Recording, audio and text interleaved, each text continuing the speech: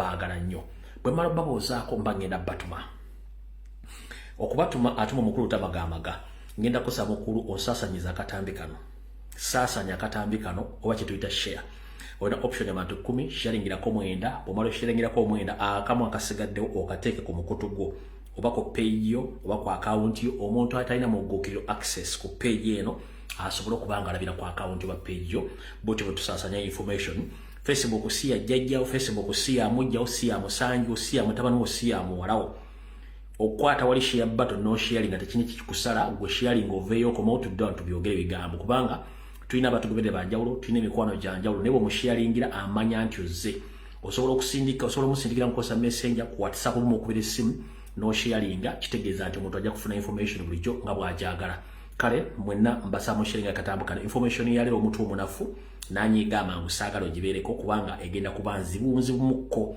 gwayina omutwe nga gutambula mpola mpola lwamuwaago mutono ndowooza onogisa ku mitimbagano gisinga obungi ng'emaze okutambula kale mmala obbasaba njala mumpitira abantu bano wammanga njala mumpite muzeyitiba habula tabasiro mutabani wa kalekyezi abeere kuno njala mumpitire diddigidere drinking general muhozi kanyugaba pa abeere ku video eno njala mumpitire abazadde bonna abazaala bano mu Uganda mbaagala ku video eno njala mumpitire Dr. Ruth Acheng mumpitire Dana Atwine obabeere ku video eno njagala omukulembeze Robert Kyagulanyi Ssente mmanyi olimu okutambula ova mu bitundu by'ebusoga naawe omukusa obeere ku ka video kano bajja kakusalemu onookasanga k'essaawa zino ojja kuba okakola ki okola njira mumpite ba MP bonna nga sawuddemu wa kibiina kibonna ba MP babeere ka video kano na information gyalo bagamba njira mumpite Electoral Commission ebeere ku video eno Electoral Commission ebeere ku video eno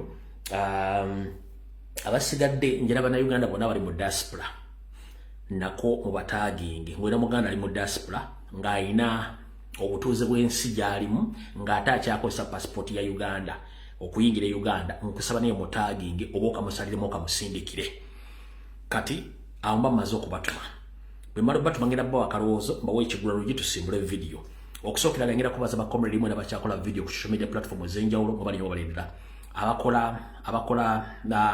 abakola okwogera n'okupostinga ku Twitter mbaagala nnyo abali ku TikTok abakola ku machannel ogula kawungeezi ekiro kyonna mbaagala nnyo abali ku Facebook mwera abakola live streams mbaagala nnyo abasharing abakomenting nga n'omuposting nga beta mbaagala nnyo balikola kintu ekyo bwe mmala obbebaza ndowooza nja kuba mbategeeza ekigambo kino wammanga tugende bulungi video etandike nga sinagenda kalowoozo nga bulijjo nsooka kuyisaawo obulango buno bubiri bwokka then tulyoka tusimbule eggaali akalanga akasooka kasoma bwe kati nti mwenna abatuuze bannayuganda abawangale mu ggwanga lya UK kana akalango kammwe People Power National Platform UK ebategeeza nti ejja kubayo okwekalakaasa nga kugenda kubeera ku kitebe kya Uganda mu ggwanga lya Bungereza mu kibuga London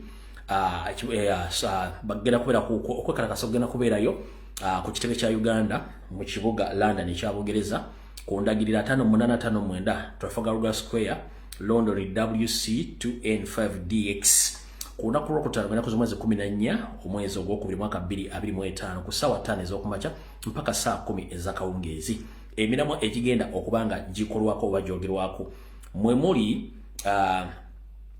okukaka Museveni ne gavumenti ye ey'abatujju okuyimbula abasibe bonna abasigala mu kkomera nga tebalina misango n'okuba nti abantu abo basibwa n'okukwatibwa ng'era tebalina musango gattako obuli bw'enguzi n'okwonoona eddembe ly'abantu bokulinya eddembe ly'abantu mu Uganda era wansi basembye nti Ash free all political prisoners in Uganda retired Colonel Kizza Besigye and other political prisoners ngweyala okumanya ebisingawo gy'okkubira olukiiko teesiteesi olwa national platform mu ggwanga lya Bungereza keeka akalango kaabwe nga bakatambula olwaleero so demonstration ejja kubeera gwe omuntu yenna ng'oyagala ogenda okwekalakaasa ddembe eyo tewali alikuggyako genda weekalakaasa abakomredi bonna abasanga mu ggwanga lya Bungereza bajja kutegeeza alright ako nako nkamaliriza kangende kalanga akokubiri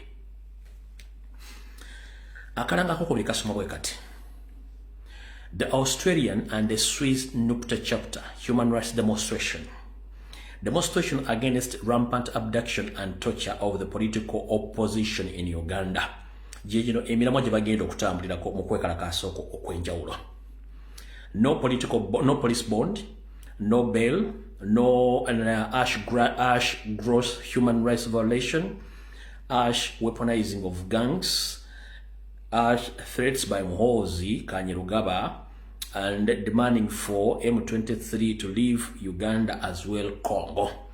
Enaku nesigadde mbale kubanga okwekalakaasa kwa 20 okwekalakaasa kwa 18 omwezi guno ogw'olubereberye zinaku z'omwezi 18 omwezi ogwa February mwaka 2025.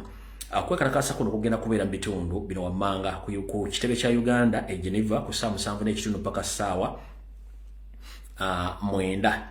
Then ku United Nations ku ssaawa 9:30 mpaka ku ssaawa 11 zennyini ez'akawungeezi. Ng'oyagala okumanya ebisinga ojja kutuukira mu kyala mali ku simu ye ey'omungalo kasaalaba 4 7 9 6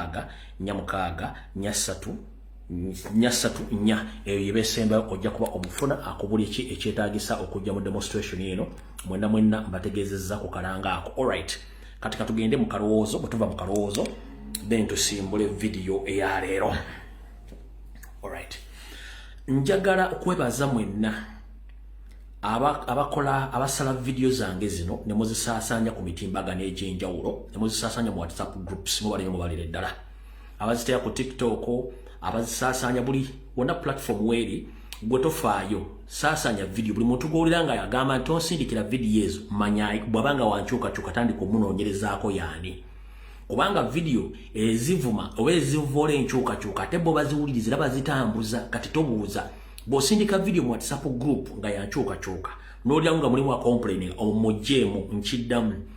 Bw'osindika video ez'abakomredi wona zebakola n'osindika mu WhatsApp group nga mulimu awakano alina byakola, oyo si waffe. Manya nti yombaata yaneti mutandika okuditetinga abantu bangi nyo babatuteekamu wale mu WhatsApp groups.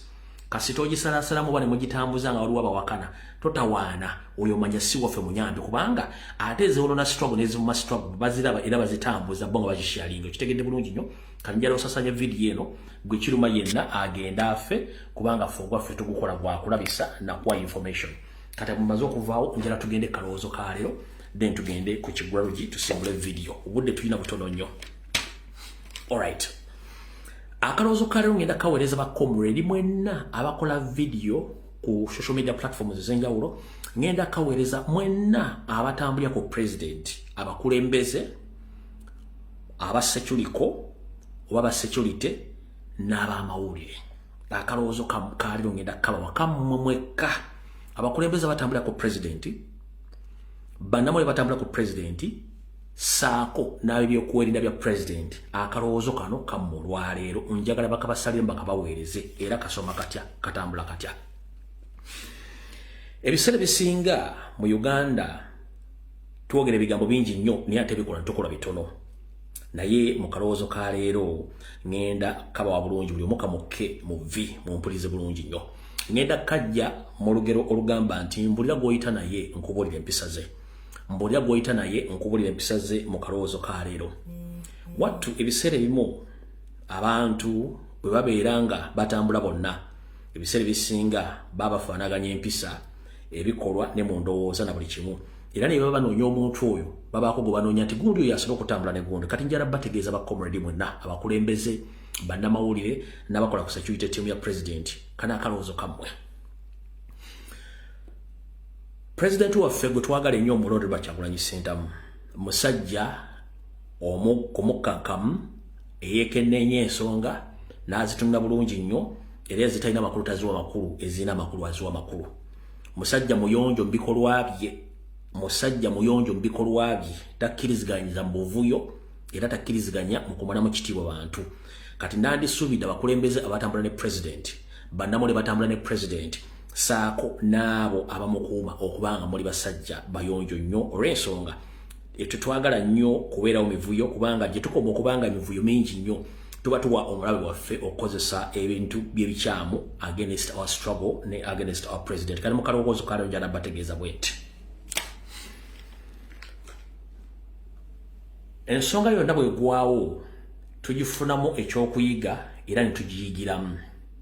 Njala basaba mwena bakomredi abakola live streams oba aboogera bakomentinga ku social media platform.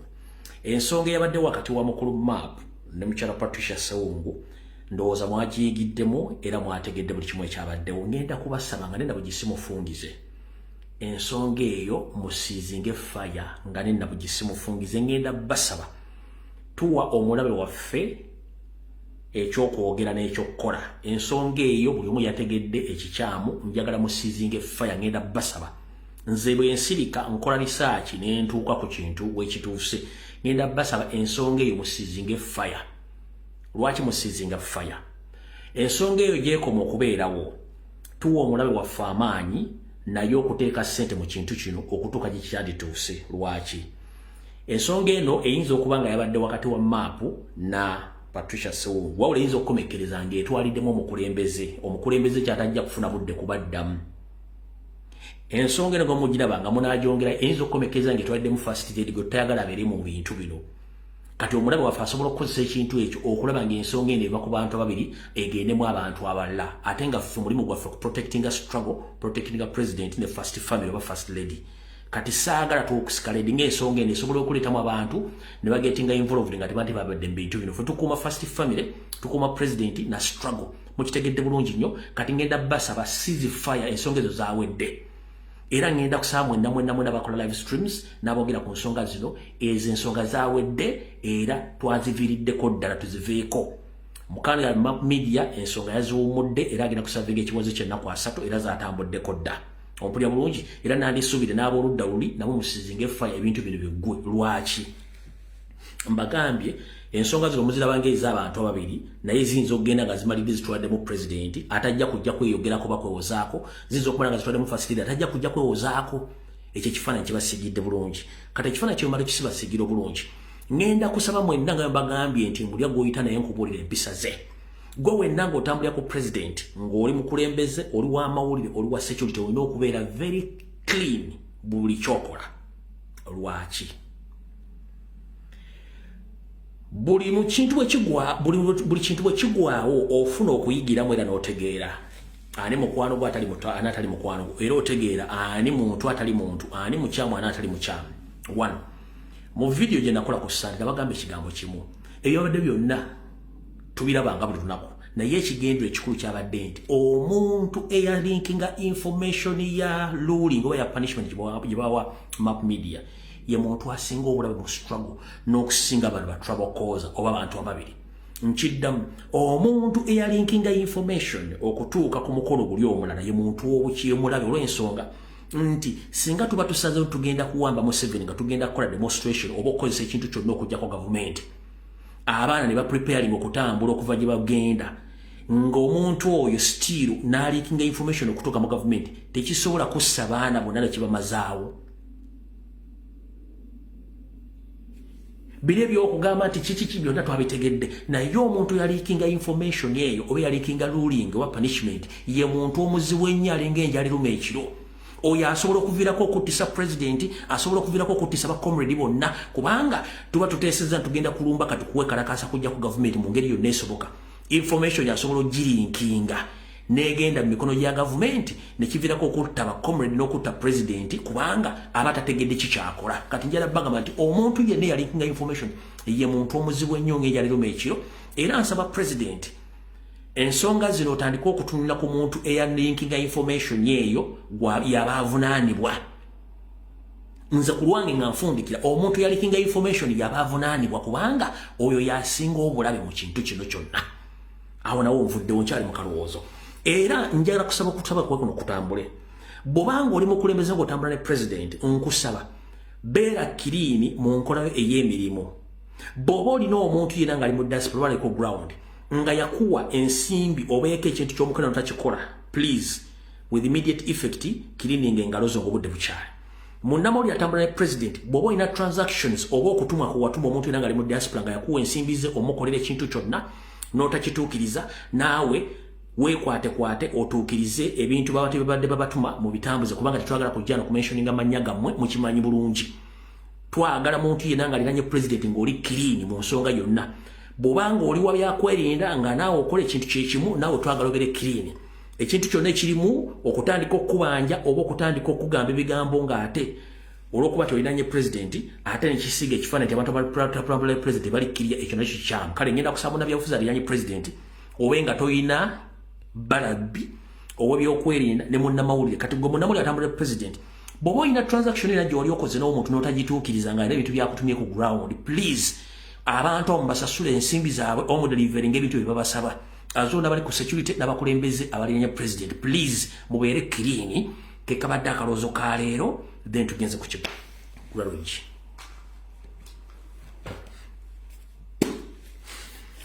ekigulalogi kyalo njala kiweereza mwenna bannayuganda naddala abali ku ground abaagala okwesimbawo era ne president nkimuweereza njala kiweereza akakiiko akasunsuzi akagenda okusunsula njala kiweereza secretariat ne mukulu Sentamu Fred Nyanzi namu bannabyabufuzi nakola ekigulalogi era ku Sunday ewedde nga kyefaananyizako kye kigenda okukola naye njagala mumpulize bulungi mu kigulalogi kya leero mukisalemu mukitambuze mujja kunebaza ng'obudde bukedde ekigulalogi kya leero ekigulalogi kya leero njala kiweereza mwenna abantu b'enkyukakyuka omuli abagenda okwesimbawo n'abo abakulira ebyokulonda mu kakiiko ka national platform mu kitebe kya national platform and people power kati manyi abangi kiyinza baleetera okuba nti mwebuzaabuza ng'abafuka banaaba nga temujja kitegera ne mujja kitegera oluvannyuma kati kankyogere aniiga anyiige naye nga ge mazima mu kigulalogi kya leero ngenda kijja mu lufumo oba mu lugero oba mu njogera egamba nti amamese amangi tegeesimira bunnya amamese amangi tegeesimira bunnya olwaki nti buli mmese yonna eri mmese lyonna liba lyerowooleza okuba nti waliwo ajja okusima ekinnya awo obudde bweyitira ne bagasanga lwebagakuba ne bagatta kati mu ngeri eyo njala bagamba nti tuve mu nkola y'olufumo luno oba olugero luno nti amamese amangi tegeesimira bunnya wabula tufune engeri gye twesimbamu obunya tusobole okuggyako Museveni nga nabo gisimufungize tutya bwe mba mbagambye nti amamese amangi tegeesimira bunnya olw'ensonga buli mmese oba buli mmese beetunuulidde ginnaayo yo neyeerabira okutuukiriza obuvunaanyizibwa bwayo kati mu nkola eyo ngenda bagamba muwulire ebintu gambo bino bulungi nnyo abakulembeze ba national platform saako n'aba people power mbalamusizaako mu kigulalogi kya leero njala bategeeza abamanyi olufuutifuuti ekigambo kye bayita decentralization mukimanyi bulungi nnyo mu bukulembeze naddala mu ntambuza y'emirimu lwakuba ti wali nkiyisiza mu luganda olwange naye njagadde nteekemu ekigambo kye bayita decentralization mukiwulira bulungi nnyo abakitegeera bulungi nnyo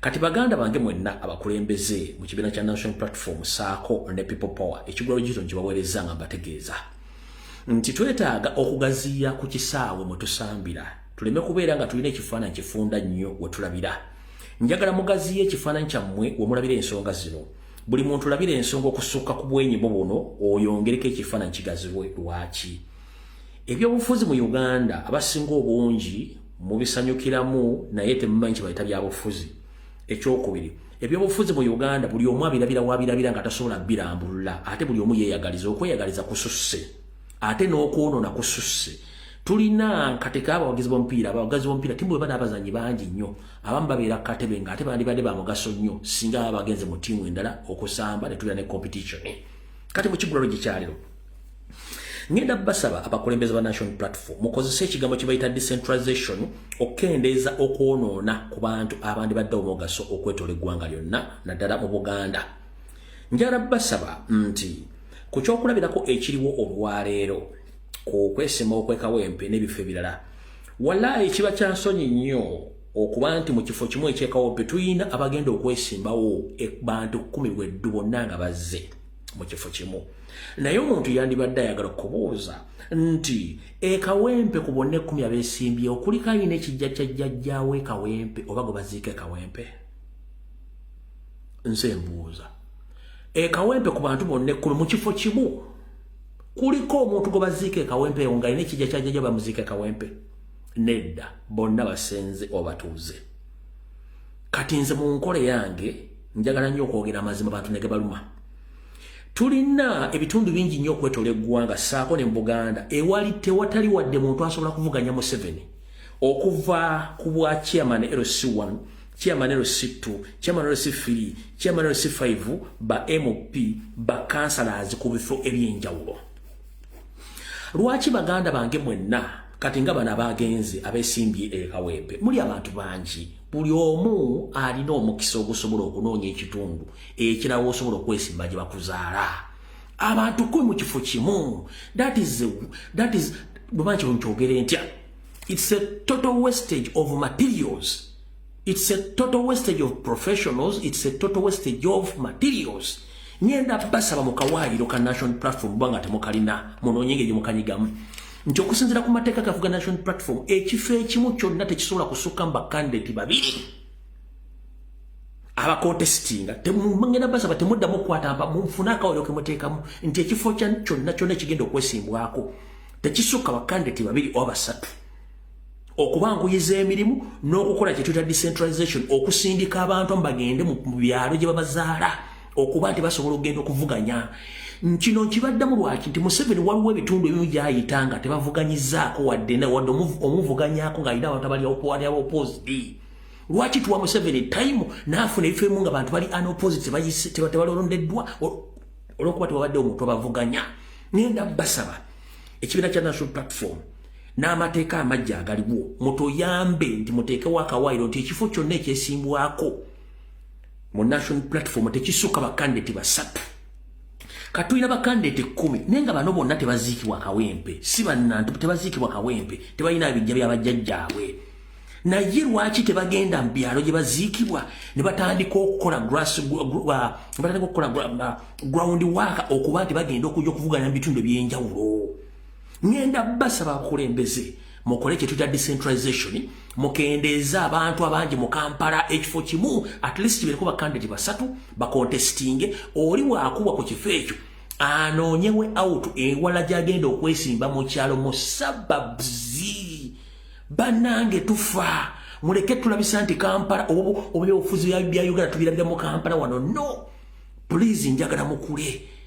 Buli omu alina gye bamuziika mwenna abazze kawempe mukola nsobi mwenna gye babaziika gye mugenda muve mu Kampala tukole ekyo kyetuyita decentralization tugaziye ekisaawe. Abamanyi omupiira manyi kye bayita okugaziya ekisaawe mugaziye ebyobufuzi mubigaziye. Akakawayiro nkabasabye muteekewo mu kubuwayiro obusookera ddala ekifo kyonna tekisukka bakandidate basatu bava mu kibiina kyekimu. Tusobole okusindikiriza abantu bagende mu kyalo gye babazaala tusobole okuwangulamu kubanga tulina bammeya b'ebitundu municipalities, tulina ba councillors ku level zonna, tulina ba chairman ku level zonna, tulina ba MP ku level zonna. Naye abantu bonna bafokasinga ku kifo kimu mu Kampala. No, tuleme kwonoona material gwe tulina tusaasaanye tugaziye ekisaawe. Kwe kubadde okusaba kwange okwo era nga bwe nakola video z'omwaka gumu n'ekitundu bagende bagamba no njagala tubeere banjawulo era njagala okubaza president kiwakoze okuteekawo official debate oba debate. Oyinza okuba ng'ozze ne ssente zo era ng'olina support which is okay, naye twagala kumanya nti gw'oyimiridde otya mu public debate kubanga mu ssomero ffenna twabeerangako ne debate ezo mwabeerangamu b'oppoza ne ba supporters. Naye oyimiridde kati ekyo president kya implementinze nkyagadde kuba nali nakisaba dda tubeereko ne public debate omuntu ajje bamusimbe wali ayimirire atandike okweyogerako yaani agenda kukola ati asobola okweyogerako si kuwemula kuddaawo osobola okwanalizinga ensonga osobola ozoogerako awo tujja kuba tutambula. Saagala kulwanya mu kigulalogi njagadde kyebategeeze nti tugaziye ekisaawe tuleme kwefuutika mu kifo kimu kubanga Uganda nene.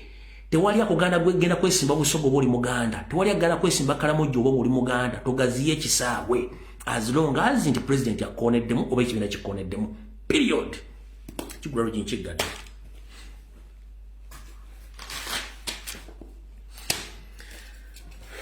Tugenza ku security alert. Na security alert emu 234 video yale muyinza okugyewuunya.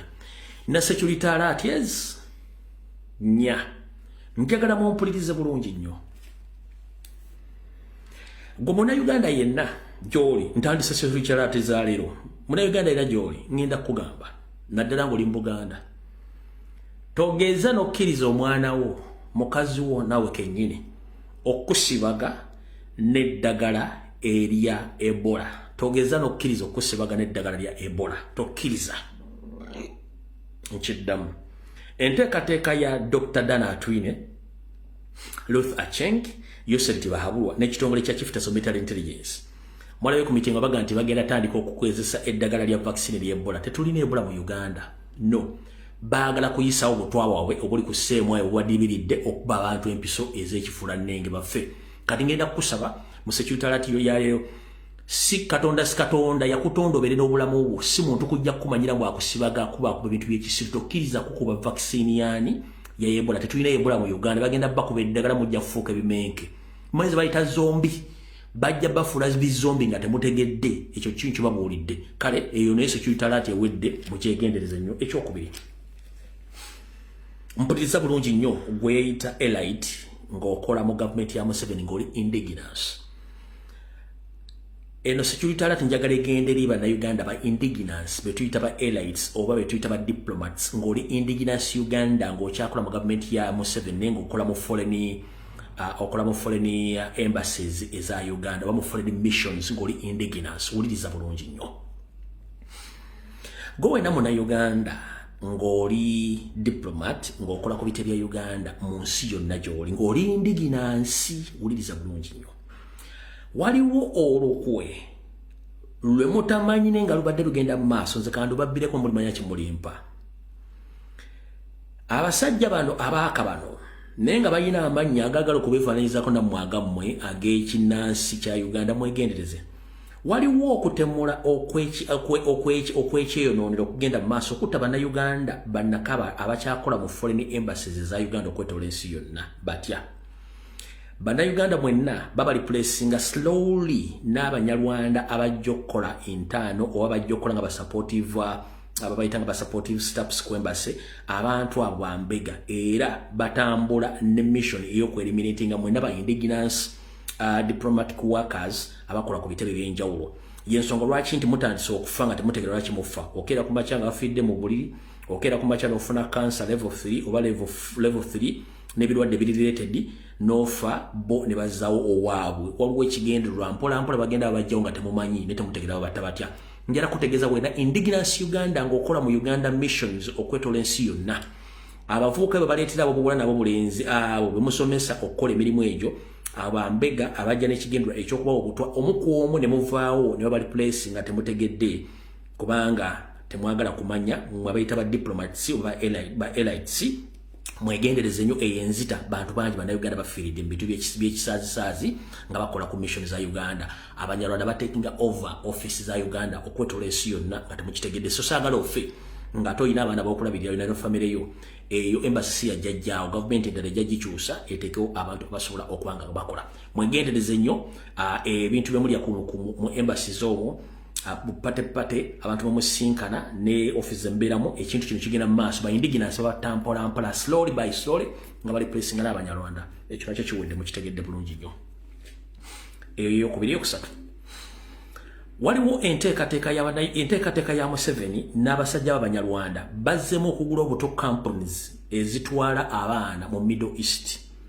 Nga ku luno enteekateeka eno yakutwala abaana ab'obuwala n'abaana ab'obulenzi ku bwereere mbu mugenda kukola. Naye si mugenda kukola bagenda batwala basuula mu campus eyo oba bateeka mu companies ezo mubere stranded nga temusobola kudda Uganda kubanga Museveni bamugamba nti alina okukendeeza ku nnamba y'abavubuka abali mu Buganda n'abali mu Uganda abandi badde beekalakaasa.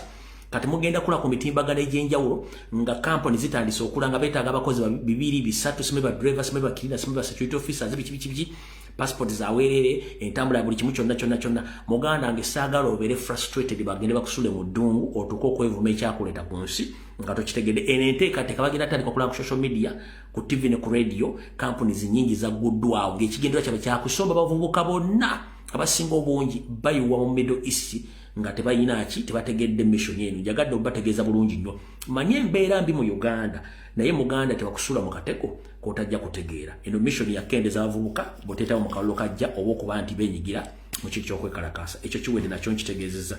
Tugenze ku yookuna. Alright. Gwe Munnayuganda yenna naawe akola mu government office mu Uganda wonna njala kutegeeza. Bw'obanga oli Munnayuganda nakabala ng'okola mu government office mu Uganda naawe wegendereze nnyo. message yo tegenda kwawukanako n'eyabali ba diplomat abakola mu embassy ez'enjawulo okwetoola ensi yonna naawe information yefaanagana etya. Mu mpolampola babaleetera abaana mutandika obbasomesa naye oluvannyuma ne babaliivula. Mu kubaliivula ovaawo either ng'ofunye akato oba kutta bussi omwana gw'otraininze oba oyo ne bakufulumya naye ng'oweddeyo nga maze okuwa akatwa. Kale gwe wenna Munnayuganda ng'olindiginaasi okola mu ofiisi ezo weegendereze nnyo abavubuka batandise okubasindikira ng'abeeliminating one by one ne batekinga over ebifo byammwe kubanga akabano kati kasattira akabano kali mu kutekinga position nenga gakozesa enkola y'obutwa okubanga batta abantu internally nga bakozesa internal parties oba emmere gye mulya mu ministry omwo oba amazzi oba ebyokunywa mulya bakikola bulungi nnyo. Eno nayo hidden mission esaanya Bannayuganda ddala bannakabala abakola mu government offices mwegendereze nnyo akabano katekinga shape in government offices mu foreign missions n'ewalala. Nakano nako kagende eri abo babayita ba elites ne ba cooperative wonna we bali.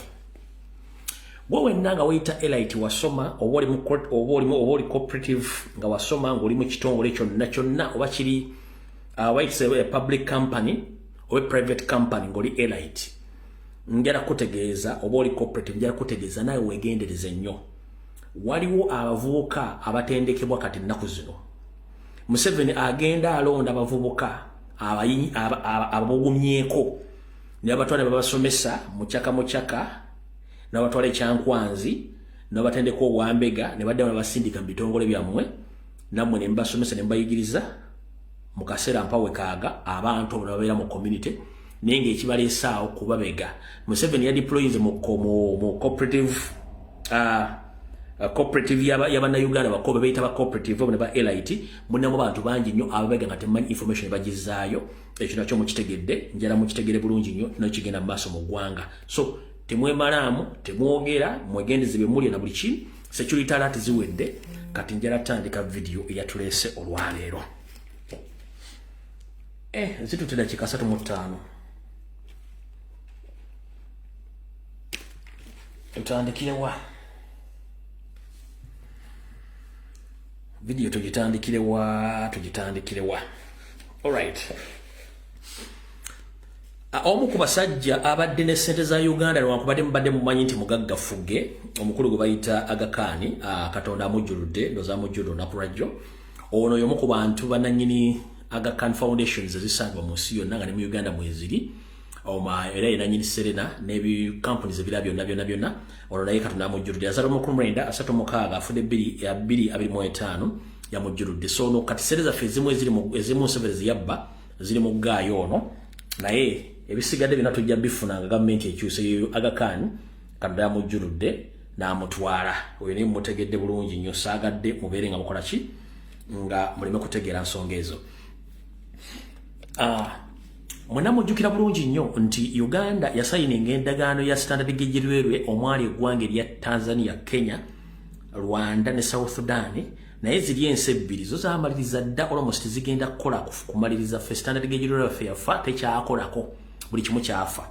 Naye munabataddeyo ka video jo nga rail line oba oluguudo lwa train olwolekera waggulu mu mambuka ga Uganda lw'eppa kwaki nga luli mu mbeera mbi kubanga eyo train tekyagendayo. Kati embeera nga bweri mu Uganda era oluguudo nga embeera mu Uganda nga bweri oluguudo no bweluli oluguudo lwa Uganda Uganda Railways olwambuka mu mambuka ga Uganda nga luyita ku muggookero gw'ennyanja Nile ku mugga Nile nobwetyo embeera gye lulimu.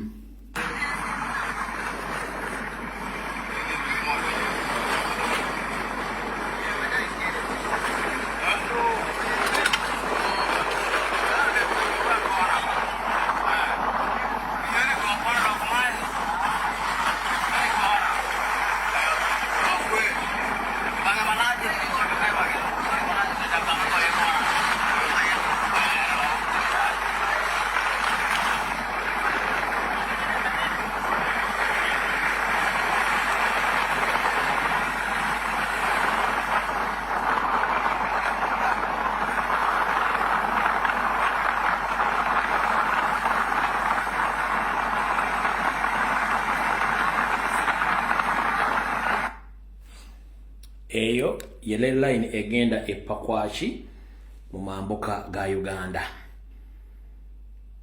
Kati ndowooza tutandikire ewaffe wano tunagenda Congo oluvanyuma. Katusoke tutandikire ewaffe wano oluvanyuma tunagenda Congo. Kati katandike bwe nakano kankabategeeze. Manyi mugamba temuzira banenjala ziraba. Kati ntegeza ku bana Uganda mwenda mwite baganda bamwe nga bayina passport ya Uganda ninga bafuna obutuuze mu nsendala. Video etandise mu butongole.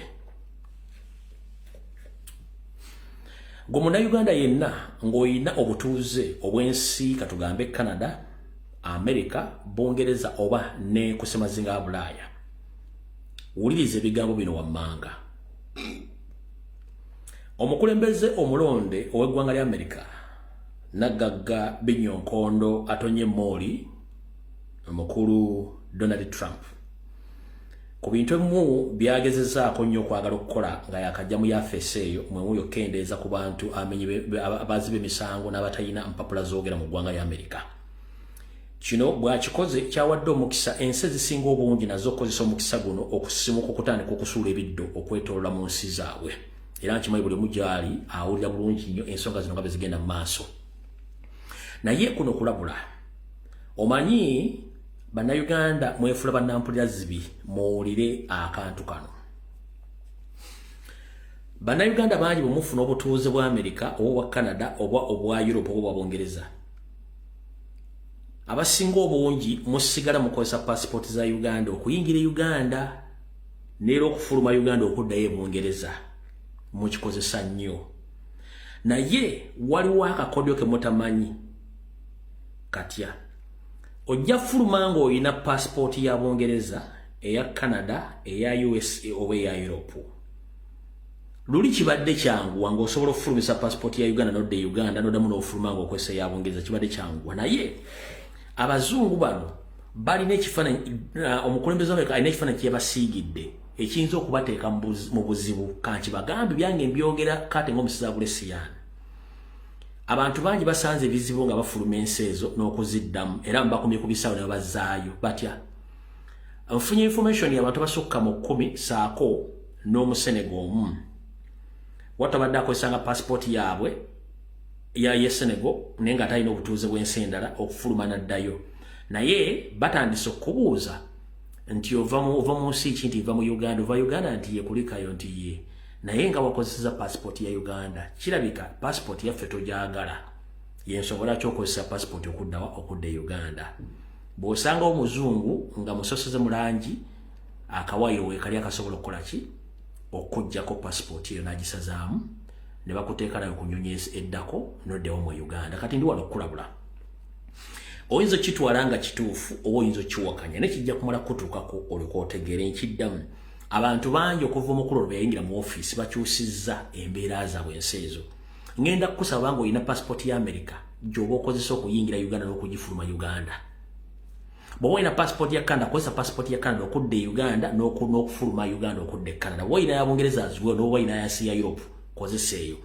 Passport za Uganda zijja baleetera ebizibu. Abasajja bakaaye. One, akugamba it's like you don't like our passport. Why do you use Ugandan? Why do you still use Ugandan passport? It's like you don't like our passport, so we are very sorry. Ekyo nkibagambi wakana mwenga bulijjo amaaso g'abanna Uganda gali mu ngalo mumala kulabako. Bino byembagamba mujja kumala birabako. Naye embulire tefa yonna nkugambye oba olina passport ya Europe ng'olina mu nsi za Europe kozesa passport gye wafuna okudda Uganda n'okuddayo gy'oli. Bw'oba oli Mwongereza kozesa passport ya Mwongereza okudda Mwongereza n'okufuluma Bwongereza tokozesa ya Uganda. Bw'oba oli Canada as well, bw'oba oli mu America bw'otyo, please nkutegeeza. Abantu bangi baddiziddwayo mu nsi zaabwe. Kankusomere kano ka message okategeere. To all you US, Uganda dual citizenship, please note. FYI, please read the US passport holders. An Ivorian woman was caught and denied entry to the United States because she left the country without a visa, using a Ivorian passport to enter Cote d'Ivoire, and then attempted to return to the USA with the American passport. Apparently, the migration officer asked her how she entered Cote d'Ivoire, and then she replied that she used an Ivorian passport.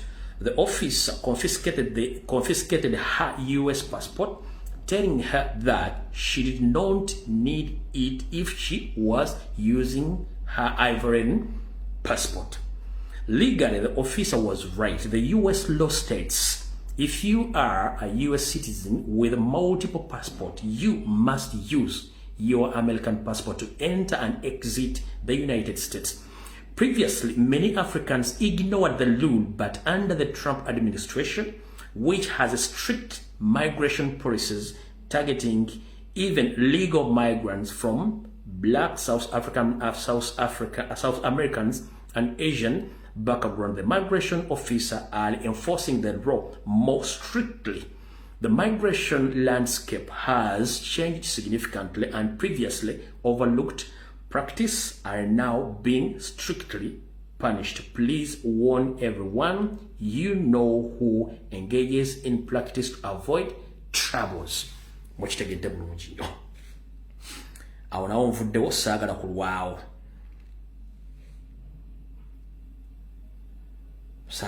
Kati katugende ku information eyatulese entuufu. Awo tuyise obuyisi.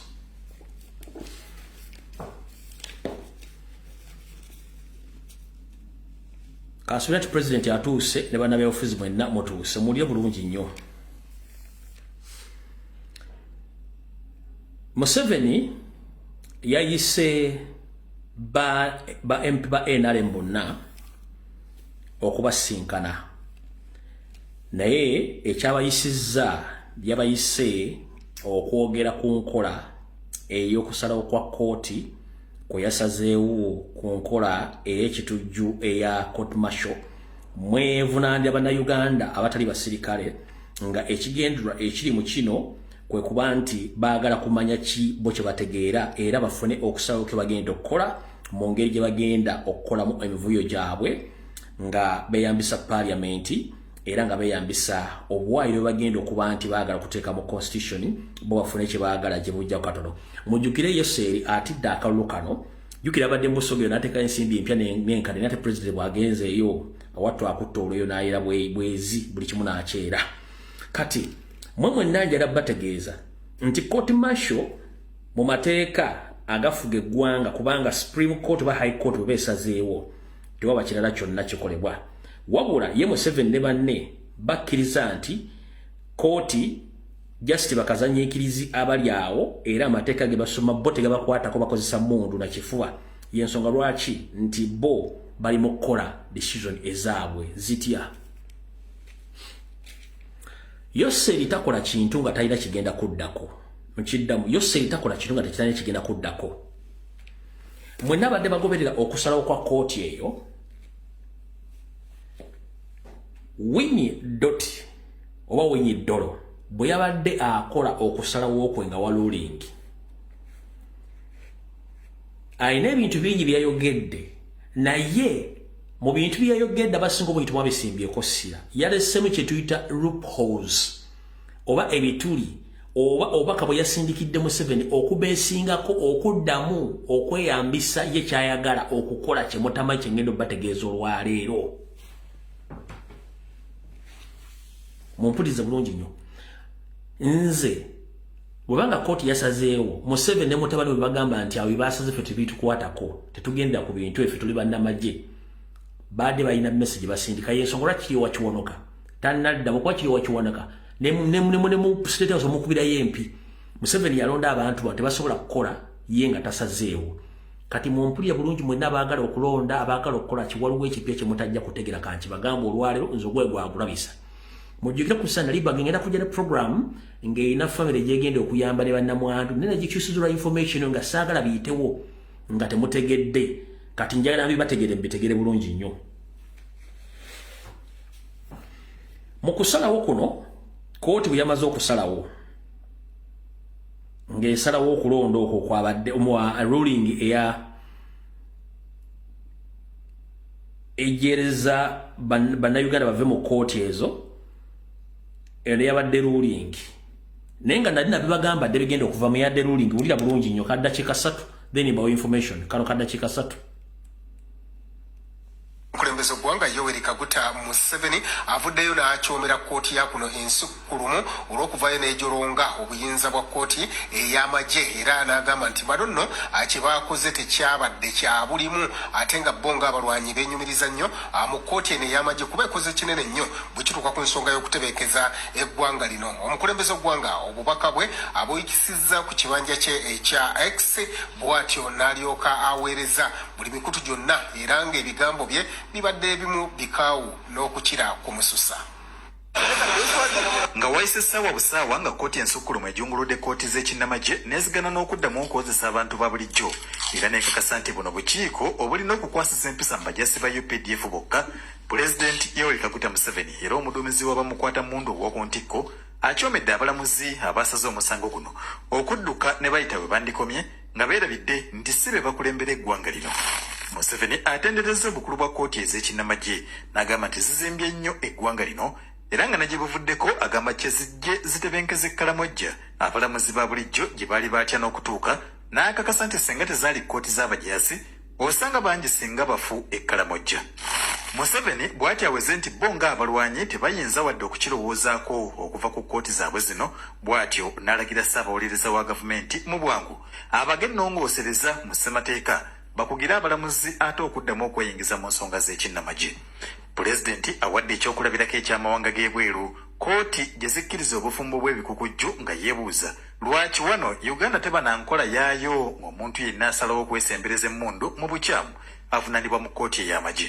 Museveni awaanya nnyo abalamuzi okuli Michael Kibita ne Monica Mugenyi olw'okuba mukyayisaako obuntu mu nsala yaabwe ne balekerawo kkooti y'amagye omwagaanya okukola emirimu gyayo. Yagambye Attorney General akole ki addemu yeetegereze kiki bagenda okukola ekiddako kati wulira bulungi nnyo mu nsala ya Winnie Dolo bye yagambye mulyoke mutegere we mbatwala omayinza information yange njiva ku munga ali akatogo. Winnie Dolo yagambye bw'ati anyway, the country is not governed by the judges. It is governed by the people of all of us Ugandans that old enough to vote. Agambye nti eggwanga Uganda terifugibwa balamuzi, lifugibwa bannayuganda bonna abakulu mu myaka era abeesalayo mu kusalawo nga balonda. Ompulya bulungi nnyo. In the matter of the constitution and other legislative situations, we govern ourselves by having a referendum or constitutional amendment or amendments of the law by the parliament. Nakugamba nti mu mbeera eyo ng'eya bulijjo ensonga za ssemateeka ne sigeddamuzi bo bennyini beefuga naye balina okuba nti bakkiriziganya nti wabeerawo okusalawo kwa bannayuganda kwonna bannayuganda bawa omwagaanya okusalawo nga bayita mu kwerondera okwakalulu ak'ekikungo mu kukyusa oba okuba nga balina kye bateeka mu ssemateeka era nga beeyambisa essetteeserezo lyetuyita paliamenti. Akakawaayiro yakalekeddewo Museveni. Lwaki yakalekeddewo Museveni? Waki yakalekeddewo Museveni? Kati wulira bulungi nnyo. Bwe byamaze okubeerawo Museveni n'ayita bami ba paliamenti bonna ba NRM bw'abalita n'abagamba kye bagenda okukola mwe kye mutannategeera kye njagala obbategeeza olwaleero Constituent President kwali kuno Robert Kyagulanyi Ssentamu Kekaluwa mujjukira najja ne bagamba omanyi information esookeraano nti SFC kibinja ky'abatujju era kibadde kikozesa ssente za supplementary eziva mu parliament nga kyo tekiri affiliated ku UPDF kibiina ky'abatujju kikuma Museveni. Kati Museveni mu kimpukumpuku yayagala SFC badde mbagigatte ku UPDF nga beewala singa abawo akataba ku UPDF esobola okukozesa omukisa gw'okuwamba eggwanga nga SFC tesobola kwerwanako lw'ensonga SFC tesobola kukola ki kwerwanako oba singa SFC ko samayi ne wamba gwanga UPDF esobola ogenda against SFC ne bekuba nga kubanga SFC wambi gwange ko seba Museveni bamuhozi UPDF yeruwo kulwa abantu basobola okufuna obutakanya ate SFC ne kafira mu Museveni kati Museveni nasalawo bakola amendment badire SFC bagiteka mu UPDF babenga bali ekintu ekikimu mujukira bulungi ne bagezako kite parliament soka ne kigana kati kiki ekibagenda okukola wuliriza bulungi nnyo wano Museveni apulaninga akimanyi bulungi nnyo report gye nabagamba gye yafuna mu November ne December bamugamba muzeeyi tosobola kuwangula kalulu kajja ne bw'okola otya tukoze visibility study ku ground toyina wogenda kujja kalulu ali naye akimanyi kyobona nti esaaziro bali ali mu campaign ez'amangu bagenda otuukere mu kalulu either ng'amaze okukola byayagala oba nga takyasobola kutambula nga kino kyeyatambula kyagenda okukozesa kati kyagenda okukola kyekiriwa wano mu nsalawo yawinidde oli yaleseewo akadinisa temwategedde akadinisa aleseewo kaaki kaakano wano Museveni bw'ayita bami ba parliament aba NRM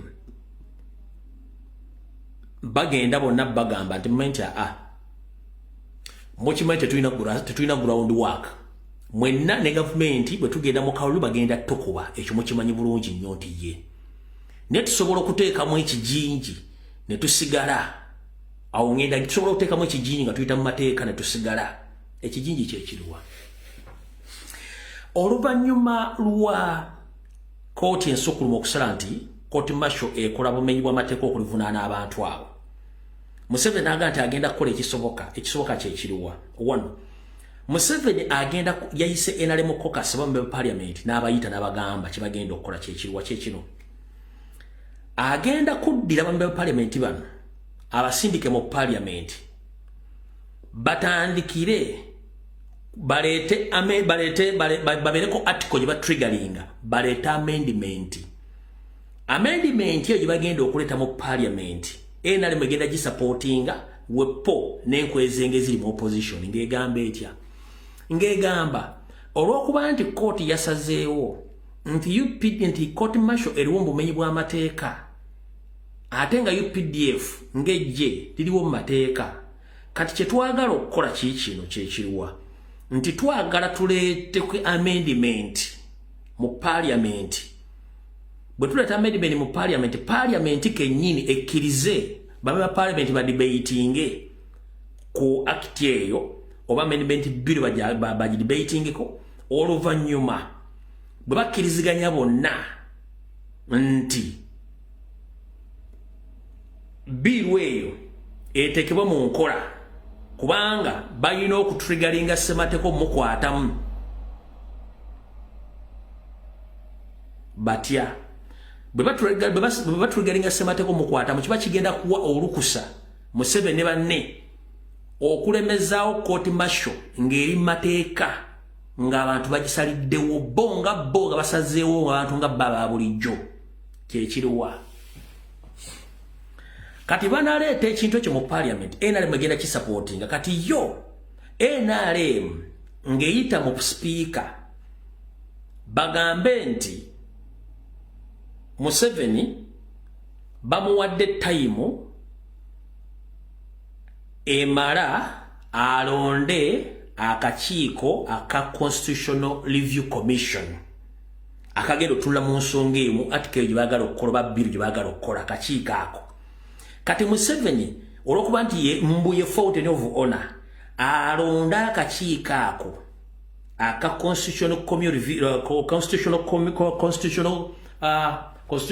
Constitutional Review Commission bw'amala okalonda bakasindike mu parliament bakaveting then parliament emale ewandiikire electoral commission egitegeeze nti fountain of honor yalonze Constitutional Review Commission tubagisindikidde Constitutional Review Commission SC egitunde mu balagisunulamu SC eteeke mu nkola okusaba kwa Constitutional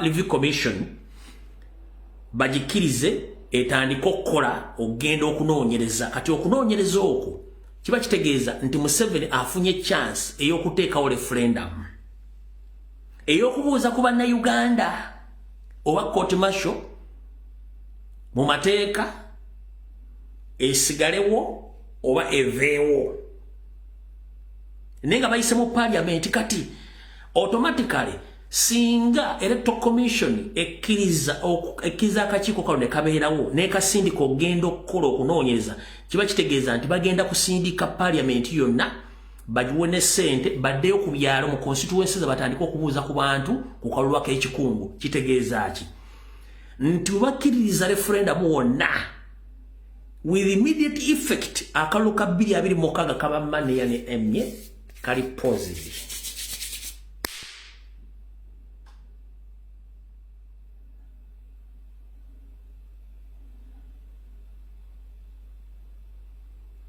The moment electoral commission ekkiriza Museveni byabasazeewo ne parliament akaluka 2026 kali kabera pause nga kajiddwawo for more 2 years kitegeeza 2026 bagizinzeeko nga Museveni asigala mu office ne parliament ena ababbi bonna nga basigala emyaka emirala egi kye bali mu kubala essaawa zino mwete mwakitegedde mubeerawo nga mulaba badaddeko ebiwigi by'endiga basoma agantu balekawo buwaayiro obutegeeza Museveni nti osobola okuyita mukana akadinisa bino byonna bye baddayo bada okubavuma eyo na firimu zabadde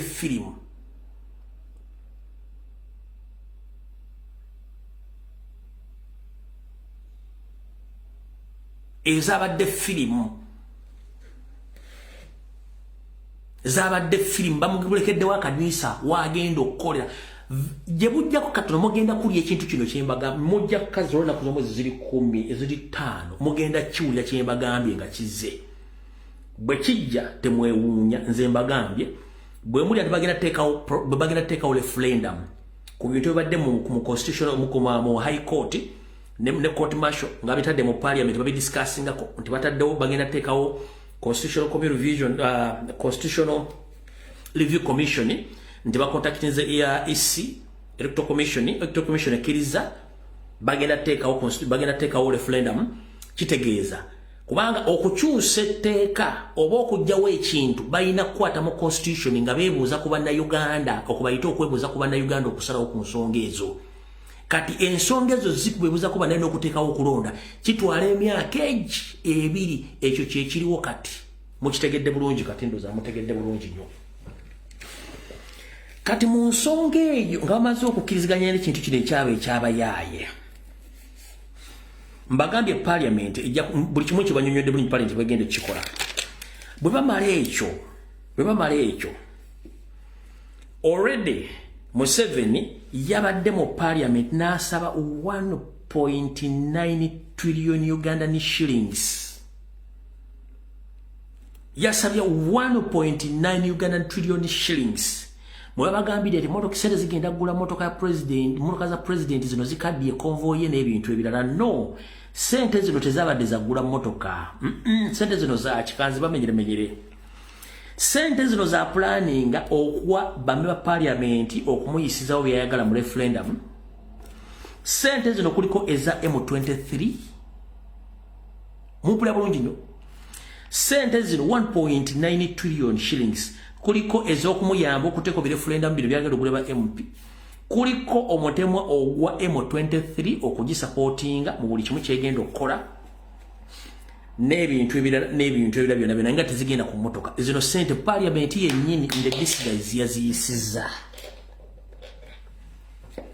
sente zino zayise 1.9 trillion Ugandan shillings mu supplementary baziyisiza temwategedde lwaki zayise kati zigenda kukola ebintu bino kati bwe bamala okukola ekintu kino waliwo ekira kye mutagenda kwewuunya nti lwaki weekiri kikino wano Museveni bw'amala okufuna ekintu ekyo nga kibaddewo bino bigenda kuddako biwulire oluvannyuma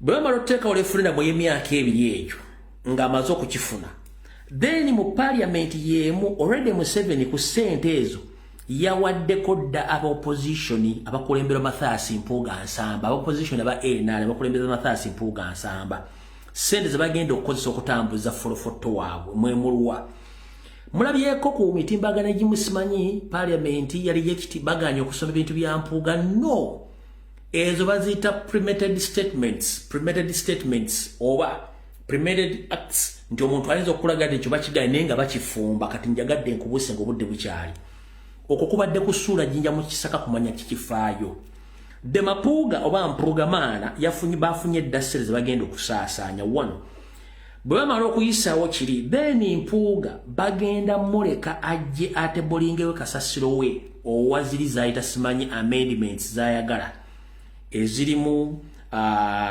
byonna nga bimanyi byonna era mwe mulina kawali akawaayiro akakkiriza paliamenti okuba nti ejjawo obuyinza bw'abantu okulonda omukulembeze ne babulekera paliamenti kati oluvannyuma mpuuga bagenda muleka oluvannyuma ajje ayiseewo ebintu bino byonna biyitewo nabyo nga tebiwakanyiziddwa mukirabanga nti bakiwakanyiza naye oluvannyuma nga Museveni amaze okufuna giri emyaka 2 nga ajjeewo akalulu akapoozinze then ono mpuuga bamuleeta akole ki aleete ebintu bye then n'etteeka lya lumu erivuganya luupu nalyo lijja kujjira mu kaseera ke kamu awo bagenda okukola ebintu bino nze naddibanga ebyange embidibaga ng'obudde bukyali leero nadde na programu ndala naye nzize ndibaga ebintu bino ng'obudde bukyali Museveni kati ensi etegedde deal with it fe tugenda mu protest vote gw'onoomanya naye njagadde ensi etegeere kubanga bajja kazanya ne ku TV bajja kazanya ku TV ze banaamanya nenze basigidde ekifaananyi kyekijja kye bagenda okukola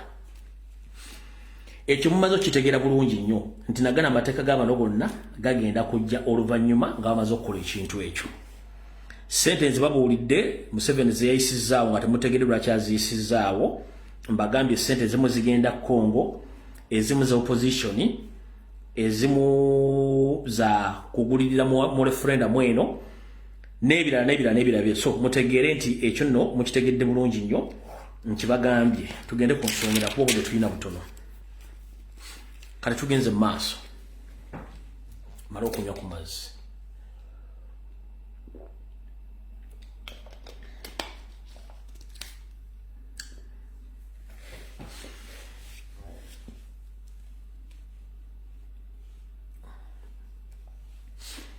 atategedde kintu kikyemu kusomesezebwa kyembagambye mu nsalawo ya high court baleseemu emiwaato Museveni mwasobola okuyita okukaayana era mu kukaayana kuno webaleetedde akanyomero kano mu nsala ya high court kankabasomere mu luzungu mukategeereza muyinza okategeera agamba bw'ati anyway the country is not governed by judges nti ensi tefugibwa balamuzi it is governed by the people ensi efugibwa bantu all of us Ugandans bannayuganda mwenna that are old enough to vote mwenna abalina emyaka egyesalira egironda in the matter of constitution and other legislation we govern ourselves by having a referendum olwayogera ku referendum ekujjira kino kyenakugambye kyenkusomeseza kyenkugambye ondozo kitegedde webalekedde omuwaato mukano kati ono ena katemba gomulaba kiro ekyonoka Museveni simanyi high court yonna kasasiro kati mbazo baabyo mumu n'amanya awo nvuddewo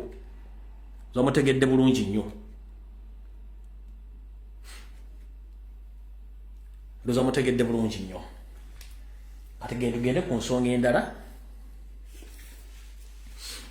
alright abasinga obungi mulina ebintu bimula ku social media mutabitegeera kambibanyonyola information eyafulumyeko mwagira bedda ku mitimbagano egimu just ngenda kukola kwongera nabaga nti information eba efulumye sijoogerako wabula olwokuba nti njagala obbawa more about that information kati kanyongereko bwongezi ku gye baafulumizza mbongerereko mu nkola ey'okubuzaabuza n'okumalamu abantu amaanyi n'okufuula abantu abasiru nga bwe nabagamba nti Museveni alina enkola ey'obutanaaba n'awunya wabula bw'awunya ennyo ng'agenda agula perfume nga yeefuuyira mu nkola y'ebyobufuzi abantu bamunenya ku kintu kyeyandibadde akola akibikkirira lwakiri ne kivunda n'akifiirwa wano mu kifiirwa mwonna y'enkola ya Museveni Yoseri ali mu kusikwono n'ensimbi z'omuwomusolo ng'aziteeka mu bintu ebitagasa gy'obeera nti ate ebyo bigenda okujja ebizibu muganda wange gwe atayagala kunaaba naye ng'ate weefuuyira perfume okuwunya tekujja kuvaako okuwunya kujja kusigala ku solution eba yakunaaba Fabali ku mitimbagano kuno ekituwalanya ekitunoonyesa kuba twogera ebintu Museveni byatayagala abantu bawulire. Yensonga lwaki etteeka abantu ab'emula abeyambula okubajja ku mulamwa n'okuteeka obunja bw'abayaayi okubalooza nti basinga okutegeera. Ne muganda we Salimu Sale. Ki kye baakoze kye mbadde temunnategeera? Mpuliriza bulungi nnyo. Nga twolekera akalulu ke bamaze okutegeera nti tebasobola kukawangula. Bakimanyi bulungi nnyo ekigambo protestive vote kye twogerako bakimanyi. Era bali mbweraliikirivu. Ki kye baakoze? Oluvannyuma lwe twakuba gurupu zaabwe ezaddamulira eza ghetto ze baali bakuliyeetinze. Mwalabyeko omukulu omu ng'agenze ku poliisi asinkana abanene. Oyo omuvubuka gwe bayita Lion Skin mwamulabe ng'agenda ewa Nalweyiso agenze ku poliisi enaggulu asinkanye abanene bangi nnyo abasinkanye. Ne mwagenze okulaba nga Palaso basinkanye babonze. Mugenze okulaba Fake Gaza basinkanye balina agaboozi ge banyumya. Kati njagala osookoddeyo okwata obutambi bonna obugatte kati watugenda mu logic. Nabagamba bwe kiva mu ataaka eri yaliwo ekiddako kyonna ebeera diversion. Njagala mbe loud and clear. Nabagamba bwe kiva abangobera mujjukire nabagamba nti bwe kiva mu ataaka eri yaliwo byonna bimugenda okulaba ebiddako egenda kubeera diversion. Here we go. Omanyi nze sita kibe nga sina kikenenya ndusu.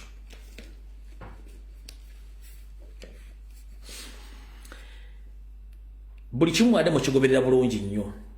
Eno Palasa azemo sinkana Lion Skin agenze ku poliisi asinkanya abanene bikimu.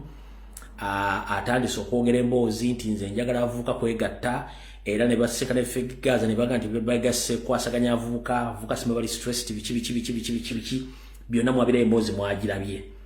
Ago si maanyi gaabwe maanyi ga Salimu Sale maanyi ga state.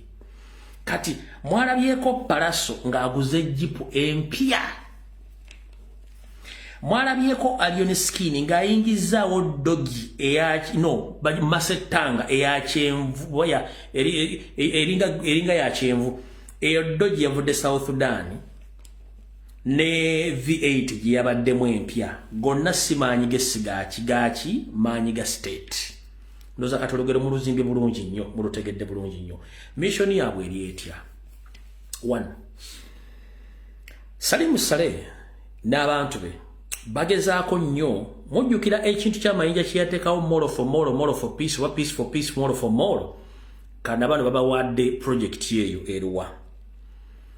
Babaguziza emboozi bajje batule mu kamera bagenti mwana mulaba entalo tuzikooye tetwetaaga nnyo bavubuka kuddawo nga bali idle twagala okunganya avuuka tubabulya ki ekyokukola ebintu by'okubeera mu ntalo n'okukola effujo n'okulwanya entalo za bannanfuzi tebitukwatako twagala kunganya avuuka. Kati tebakikola kuba nti baagala nno baagala kukwasaganya abavubuka bonna mu ghetto mu Kampala mu Kono Ntebe wa Kiso babakakkanye babateeke mu control yaabwe babe nga avuka tebasobola kwekalakaasa. Kino kyajjidde mu kiseera nga nejja mu session eya Eddie Musuuza naye zeemu after getting funds. Nakyo temwakigobedde kitegeeze maze ebbanga teriiwo. Era jja mu session yazzeemu kaseera ke kamu kye baagala okukwatiramu n'abantu bonna babateekaawo ndoza mugatta waya. Kati kinjagadde mutegeere wano. Omuvubuka ono bagenda bagamba nti yaguze ne biiki. Bagenda bagamba nti yaguze n'ettaka yaguze biiki Mulungu. Era ne Mulungu biiki gye bagenda ng'okozesa okunganya avuuka mbo basomesa. Naye si kubasomesa kubabuulira biki balina kukola na buteetaba mu ntalo za byabufuzi naddala okulwanyisa gavumenti. Ettaka lya Mulungu lyonna state yaligula Basalimu Sale baaligula. So etalina ssente zigula ttaka Mulungu. Yonna project yani ya Salimu Sale. Okubazanyirako obutambi buno mwabulabe nti mwategedde makulu gaabo kambo bazanyire wano. Kati banavuka bakuŋŋaanya kansoke nkuzanyire kano. Soko oli message eno ogigasaganye n'eyabavubuka bonna badde boogera ebigambo bino wulira. Mukibanga mu mwaka osaba ngo YouTube bala olago mukulembeze obutali mativu bwabwe kati ba YouTube twejjidde kekaseera kaba YouTube okusukira nti zimana tunulidde ebigenda okuba ebyobulabe nnyo batubalira ffe nga bayuti kyenakoze mwefoto okukyaba bayuuti nnyo nabagadde nnyo ne bayuuti bonna neneewukanye nabo noonya engeri batya bwe tuddingana obutakola bulabe bunene nnyo mu ggwanga kubanga kano akadde abavubuka baagalamu obukuubagano mu bavubuka lwakuba batasobola kinnyonnyola buki bulungi esanga bukulembeze babandiwa kuba naalyesimby onkuta okuyimba nati mu kuyimba katonda ne bakamu baffe ne batuyisiramu obubaka eddoboozi ly'omwembe lituuka politician watakolaki watatuuka opikinze message embadde nkugamba ogipikinze nkakuddiremu akawulire bulungi njagala ogatte ekigambo ku kigambo ku byenkugambye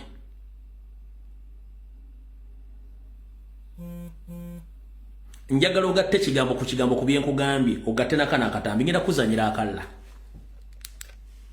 lwakuba nti bakalikodingidde wansi njagala owulire bulungi nnyo mukibanga mu mwaka osaba geto youtube bala olaga omukulembeze obutali bumativu bwabwe kati bayuti twejjidde kekaseera kabayuti okusitukiramu nti nze bwe natunuulidde ebigenda okuba ebyobulabe nnyo batubalira ffe nga bayuti kyenakoze mwefoto okukyaba bayuti nnyo nabagadde nnyo ne bayuti bonna neneewukanye nabo noonya engeri batya bwe tuddingana obutakola bulabe bunene nnyo mu ggwanga kubanga kano akadde abavubuka baagalamu obukuubagano mu bavubuka lwakuba batasobola kinnyonnyola buki bulungi esanga bukulembeze babandiwa kuba naalyesimby onkuta okuyimba nati mu kuyimba katonda ne bakamu baffe ne batuyisiramu obubaka ndoza okitegedde kati ekizibu ekiri wano kiri bwe kiti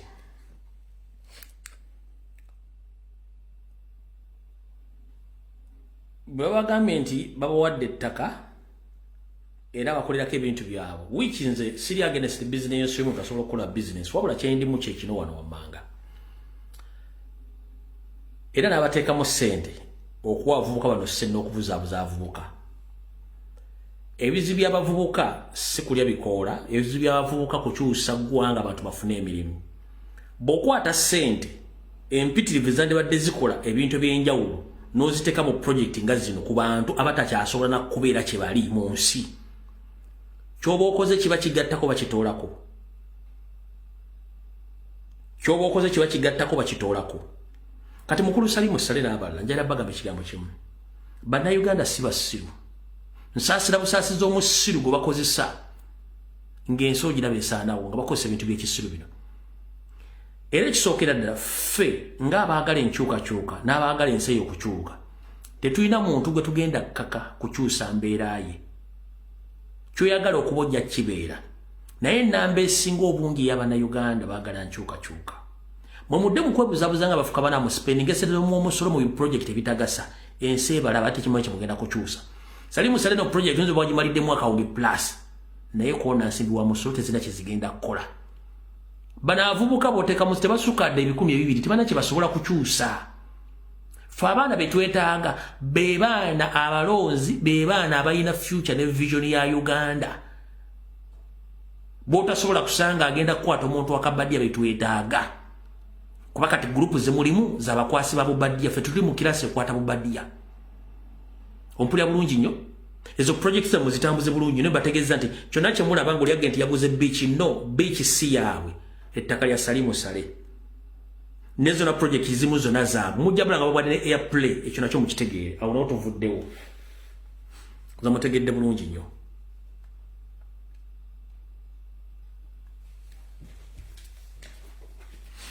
njagadde mukitegeere kubanga buli muntu alina okumanya wa alina okukoma kubanga bano kye baagala okukola kwe controllinga population y'abavubuka nga bayitamu oyo project sitera nnyo okuwa bantu bano budde naye njagadde obategeeza project eno ebeere mu pipeline nga mugitegedde bulungi nnyo naye ekirala ngenda beegayirira nnyo bacomrade mwenna omukyala nakangu mumwesonyi fulufiga muleke project ye eya Haji already Haji yatusedde eggulu eyo teyina makulu temujoogerako mugireke njagadde balabula nti naye ejja bamusinkanyiza Salimu Salimu project naye ejja mugireke temugyogerako efiire eyo kuba talina kyagenda kutamanya kyebagenda kukyusa iyo project mugireke ne project y'okuwemula ebaddeawo wakati era wafulu figa n'abaana abavubuka nawe omukyala naye mugireka temugyo makulu kubanga tebana kibatwongera kuba keeping on nga bakola bintu bidividing abantu na kubakyusa bwongo ekyo nakyo mukiveeko temukiwa makulu ezo na project njegadde obba mulisaako mutegeere so avuka mwenna mumanyi kye mugenda okukola nakyo ekigenda okuddako eyo n'otuvuddewo alright kati ndowooza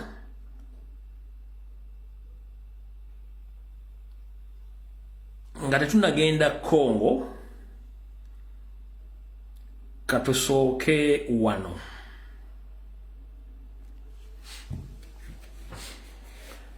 nyongera kubajjukiza tugenda mu protest vote nyongera kujjukiza genda okerera enkalalazo wolondera oba okyusa wolondera oba onoonya kyongenda okuzaako akalulu kaba katuuse Electoral Commission bwegamba nti yatimbye enkala we yazitimbye ndowooza ku bitundu byandibadde etimba ebitundu 10 ku buli 10 wabula yatimba ebitundu 2 ku buli 10 ebitundu 8 NRM yebikozesezza okuwandiisa abantu mu bintu by'ekiyaaye era nga nakyo kimanya amateeka ka video kenabatayidde ku mutimbagano jjo omu ku bantu ba NRM nga yeemulugunya nti bamujja mwoyo si ye yekka yensonga lwaki tugamba ogenda okebera enkala z'abalonzi ono mukyala agamba nti bamusiteyasanze mu manya ge n'agafamire ye bankubidde nti erinnya lyange teriri mu register eya Electoral Commission erinnya lya taata wange teriri mu register erinnya lya baganda bange teziri mu register awaka wonna buli muntu tali ku register njagala Electoral Commission abantu bava batya ku register eriwo 1996 or 98 when natandika okulonda nga ndi mu register njagala kutegera nava mu register ntya y'omubaka Mike mukitegedde bulungi kati wano yo NRM bibadde ekola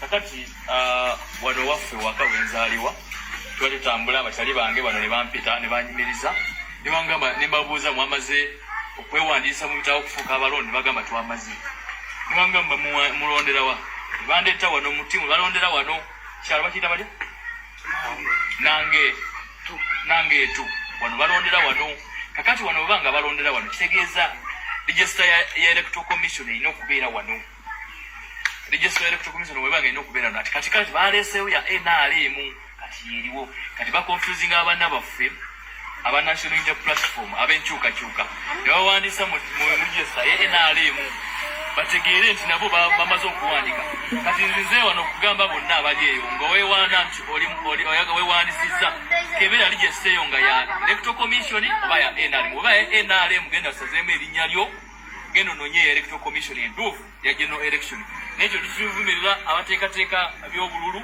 nti kino kikyamu nnyo wano wetuba nga tuli kuupdatinga register gyaffe nga kuupdatinga general election ate muli confusing and ebintu byanera mukuba tutubiremu mu NRM tuli ba National Unity Platform tuli mwankyukakyuka emesigi njagala okuyisaawo etuuke paka ku president isesentamu alright kati eddakiika esigaddeyo katukirire e Congo naye nga tetunakkirira Congo omumpembe ono era alina gye yabadde mukulu Mpuuga ne Mapuuga alina gye yabadde n'ayogera ebigambo bitakwatagana ng'agezaako okulengeza my president bwe yabadde ku kitebe ku lunaku lwa kusatu ku Monday if I'm not mistaken byakoze press conference president bwe yadde ayaniriza vice president we ow'omumaserengeta ga Uganda omukyala Jore eyaddira mbigire mu gwenzi Joroli yayogedde olunyago naga kankome wano ate tebalowooza nti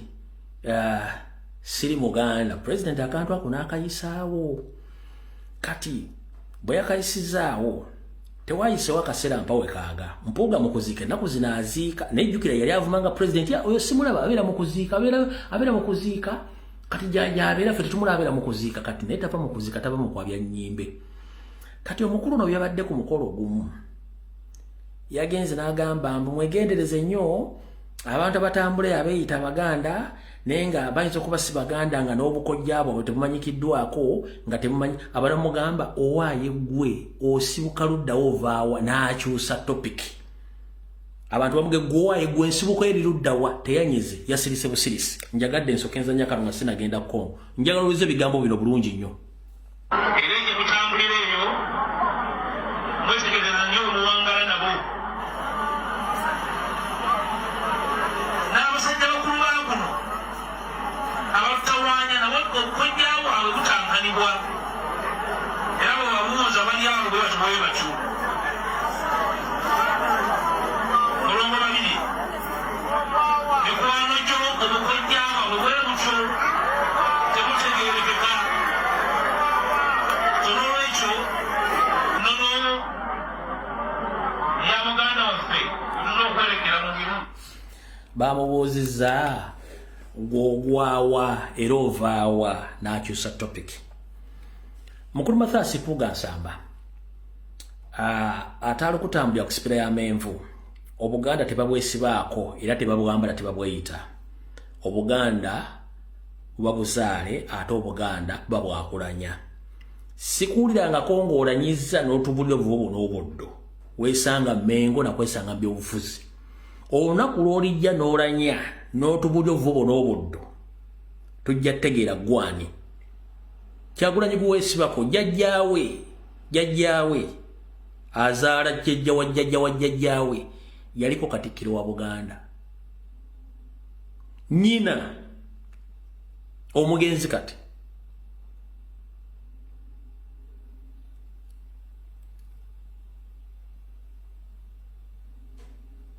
gw'omanyi obulungi gw'obuuza obuvu n'obuddo bwa nnyina nnyina omumanyi bulungi nnyo famire gy'avaamu ey'omutaka lw'omwa eyaterekebwa gye buvuddeko katono kati mukulu bwe mba mutambuza ebigambo mwegendereze nnyo gwe kennyini tosobola kulanya na kutambula nga muganda n'otubulya jjajjaawo asookawo baamuteeka baamuwunzika kabeera owookubiri tomuyina omusajja gw'otambulira ku buli kimu akirina ate okubeera nga si bugambye obuganda tebabweyita tebabwambala gwe sigenda kukulwako wabula kendeeza ebigo byotambula nga mukola malisi ne blackmail ku bantu mwogere mugenda okukolera abantu ekyo nakyo kiveeko kati katugende South Africa Congo bwe tugende Congo wiiki eno yenyini nabagamba nti Uganda Museveni yawa Pirato amaje yamuwa emundu namuwa n'amaje wamwade mulowooza nnimi wade mubuli awo nga UN yenyini egamba nti Uganda deploys amaje agasukka mu 106 nga gali mu Eastern DRC Congo najja nembagamba nti Museveni yasindika ebyokulwanyisa mu nnyonyi nabiwa Kagame nembagamba nti yasindisira amaje era ne gayingira mwadde muli awo nga UN report esoma ebintu ebyo kati nze nammwe kati kandu bavire ku ntono mutegeere omuyeekera sigala muyeekera n'ebikola bisigala bya muyeekera mwenna temutuulangako kirowooza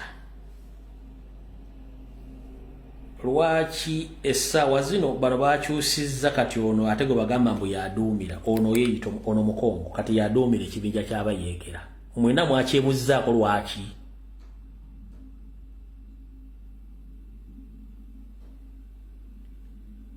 oyo nti kati yerebo leader oyo mukongo kati mbu yerebo leader ekyo mu luzungu oba mu lutalo olw'amagye bakiyita proxy ekyo proxy kaba oyo kibokisi bano bayagadde basooke bajjemu ekifaananyi kyabwe baleete ono muye mukongo kati yaduumira oba yawambye ekyo bakiyita proxy oyo kiringa kikabana mu baterese bo bejjemu ba M23 n'abanye ne baagala bejjemu yensonga lwaki baabuuzizza omukulu ono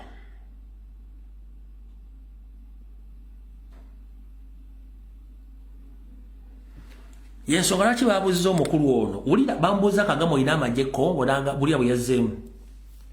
So let me ask this directly, Mr. President.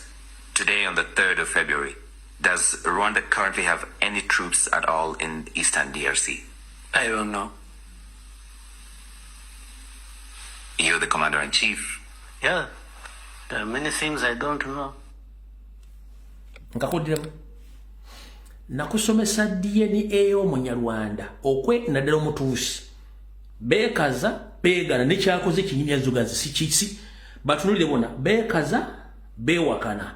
Bamubuuza oyina amagye mu Rwanda. Ne luli. Babadde bamuvunaana nga yeewakana bamubuuza ku CNN oyina amagye e Congo yagambye bw'ati. So let me ask this directly, Mr. President. Today, on the 3rd of February, does Rwanda currently have any troops at all in Eastern DRC? I don't know. You're the commander-in-chief. Yeah, there are many things I don't know. All right. Kati bana abasajja balina ekintu kimu in common. Bakiyita arrogance. Bw'obategeera bafuuka more dangerous than what you thought. Bw'otegeera Omunyarwanda olukwerwe afuuka muzibu nnyo ate akulagirawo nti kati tayagala kumanya omutegedde omuswazizza. Arrogance yabwe weeviirayo. Akuddamu nga bw'ayagala asobola okukola ky'ayagala nga tanakyebuuzizaako. Ogwomanyi diri nga nakyo naye ng'akigambye kubanga bamanyi nti munda muli balinamu amaanyi agatta kubanga bo okutta amanga their policies batambula nazo. Kati tosobola kubanga oli ku international TV bakubuuza nti oyinaya kubanga bw'okkiriza kikulya bw'ogaana kikulya kati alina sigala nga yeegaana bwegaanyi mpaka lwe banagusa ekintu kyabwe. Kati mulina kye mutaategedde kyekiruwa. Olwalero essaawa zino Museveni ajja ba indigenous Ugandans mu magye, mu poliisi, mu prisoni, ataddewo SFC, naye nga nejjudde Banyarwanda nga temukimanyi. Kati mu Goma n'ebitundu ebiriraanye ebya Congo kambazeeyoko mu tusindika akatambi k'obwongo bwamwe mabega. Okulwanagana kwa Congo ne Rwanda ne Uganda tekutandise leero. Mujjukira olutalo lwali ekishangani. Mulujjukira nga omugenzi Kazini waali bamuntu bonna mwebali olutalo mulujjukira olwali e Congo yebagenda babba ebigolodi mbaawo ne babbayo n'abakazi ne babbayo na buli kimu. Kati mu lutalo olwo lwasooka abasajja bannayuganda abanyarwanda n'abanyarwanda baveke bakwatanga abakazi forcefully babalepinga bawasa abakongo ne abazaalamu abaana n'abakongo olutalo bwe baali babagoba Congo bajja n'abakazi abakongo mu Uganda. Polisi y'abakazi abakongo teyawukana naye abanyarwanda. Omukazi omukongo taleka mwana lwakiri omutta naye ng'agenze n'omwana we. Balina ebintu ebi. Omukazi omukongo taleka mwana we agenda naye. Kati mutalo lw'ekishangani ebyatuuka okukwatanga abakazi okubazaalamu abaana n'okubaleeta Uganda bonna be bazaala bali luddawa. Abakazi batuuka ekiseera ne baddayo n'abaana baabwe. Nabali balepinga nga babazaalamu n'abayingira obuyingizi. Kyatuuka ekiseera abantu bano ne bakulira mu bitundu ebyo ne bawasa ne bazaala ne bayingira amagye n'ekigendererwa kyabwe. Gavumenti y'Uganda ne bayingiza mu magye gaabwe. Kati bayingiza mu magye gaabwe bano babadde nga bayina direct contact mu magye ago. Wano mugenda kuntegeera yensonga lwaki bawambye Goma abasirikale abasinga obungi ne baduumizi b'amagye gano basuddewo tawulo ne badduka n'abasirikale abasinga obungi ne bawamba ne basulawo emmundu. Bano babadde bantu baabwe bavudde mu gavumenti bavudde mu magye gaagani ga Congo ne baserendalinga era ne bafa abasalendaliza badde bangi n'okusinga abayeekera. Ngo bali tokyebuuza baki bano badde Banyarwanda bonna abaali baakulira omu ng'abatadde babateeka mu magye nga gavumenti temanyi beebo. Mwenna mwali temukitegedde kakodyo kirwaki amagye gasalendalinga. It was well organized plan way back nga government ya Congo tekimanyi. Eno information njiba wakati waliwo batakula emitwe essaawa zino. Agana embweno ngetufuukidde ekizibu. ekintu kino kyali kitegeke ebbanga ddene nnyo emabega kyovula nti basalendalinze ne bateeka wansi emmundu bajjamu ebyokulwanyisa ne bawaayo ebyokulwanyisa ne batuuza mu bisaawe beewo bennyini abanyalwanda baabwe ne bajja no bennyini abaasalendalinga ne badduka beewo balitambubuza ki amagye gasalende nga manyi ne gawaayo ekibuga kati kosa n'ensimbi ze badde bavujjirira abantu amu mu gavumenti okulya mu lukwe mu gavumenti ya Congo kati kyekyo yensonga lwaki tolina woowulira nga Congo banja ba POWs ba prisoners of war ekyo mbate munakitegeera ne ba prisoners of war UN ebitongole bino bino zebedde tebina byogera ku basibe bonna bakwata basirikale no era balirudda where are they nobody knows where they are abasirikale ba indigenous abakongo be mwadabe ku video ezenjawulo nga basula abanansi babawengo ezabulyo babazi basukira mu machi mu madinisa nga bakyusa engoye be banansi oligino abamagye bana basigadde bonna basalendalinze ebyokulwanyisa emmundu emmotoka zonna bali affiliated n'akasaayi kali uzakati mutegedde okusinzira ku intelligence yange kati bano mu Uganda kyebagezaako okuzimba naye tukikubye tusandiso kisaanyaawo mu kyemutaategeera bano abantu babala kintu kyaleero babala kyanca babala kyaluli babala kya mwaka gujja na myaka mwe muli muwalagi muli mu Obangayina muli mu Nkudi muli mu bintu ebitagasa kunywa nga abasajja bazimba ekintu kyabwe temwamanya ensonga lwaki mu 86 Museveni yabagamba mbaleetedde otulo mwebake kumbe yalina kyayisaawo atugenda kujjawo kati baganda bange mutegedde akakodi ako nti abasajja baali bazimbira amagye ga Congo naddagala mu kitundu ky'Egoma nga temumanyi kati bali olwatuuse nga tebasobola kulwana bakama baabwe nga bawaayo buwi mundu na kujja mu uniform nga batambula kati bali ku mission ya kuddamu bafumba bongo baddamu bayingira amagye kati ngoyagala okutegera ekintu kyadde kitegeke bulungi nnyo olwo Kagama akivaamu baleeta ekifaananyi ky'ono omusajja gw'embalaze ono olwo bajjawo ekifaananyi kya M23 nti yeewamba bakuleetera omukongo nga proxy naye nga be bali emabega ekyo nakyo temunakitegeera bakuleetera ekifaananyi ky'ono nga proxy naye nga banyande bali emabega ndowooza bulungi nnyo bakujjira ekifaananyi kya M23 bakuleetedde ekya munnansimbo kati yakoze eki yawambye yiringiriida basiimulawo ekifaananyi kiri naye mu kavidiyo ke mwalabye akatambula nze naawe njagala okozesa omutwe gwo ffenna twaliwo Museveni ng'awamba ennyambala y'amagye mwagiraba n'embeera wabula abajansi ba M23 bano be badiployinze jjo bambadde kombati mpya emmundu mpya bali well organized kati kyemutannategera nti amagye ga Rwanda n'aga Uganda agateekinze over nga gali well facilitated be bano wano wammanga teri muyeekera asobola kubeera well organized bwati ng'era ali well facilitated ba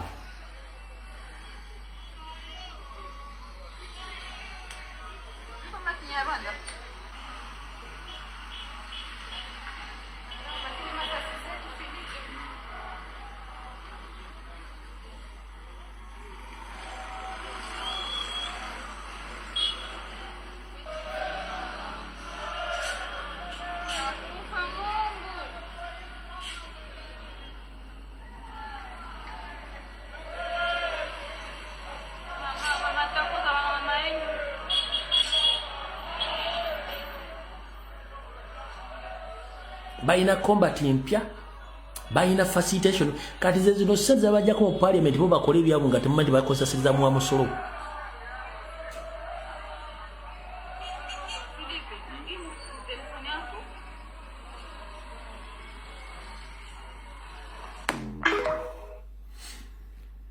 kuzanyire n'akalaba ndoza lumu ategeera obulungi mutegeera ebintu by'abana abasajja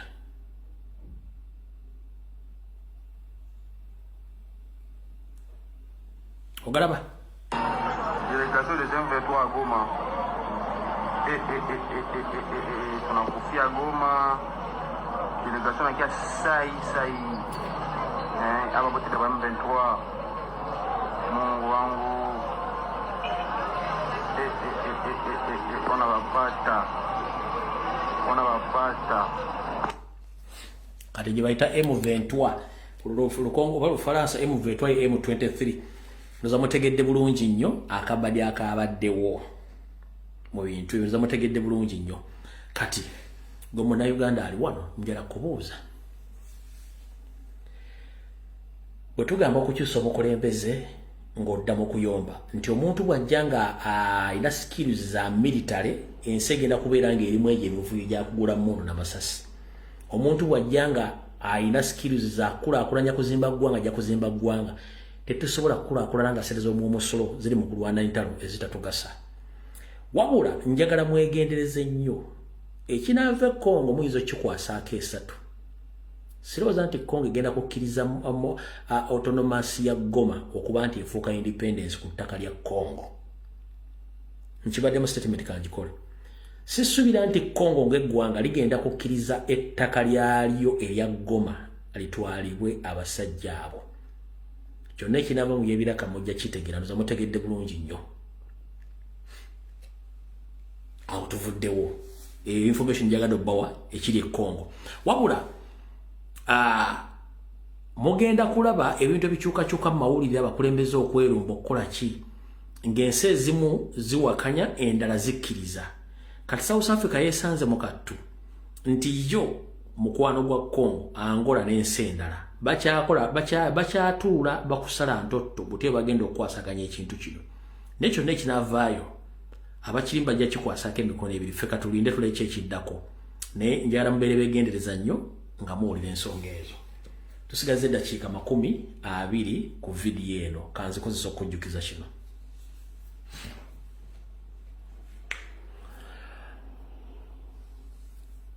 omusajja Yoseri Kibakulwa ne Banyarwanda banne okujja mu Uganda otandika okukoleramu n'ebyobufuzi byabwe ngera ba refugee beggwanga lubala bikyuse balina okuvunaanibwa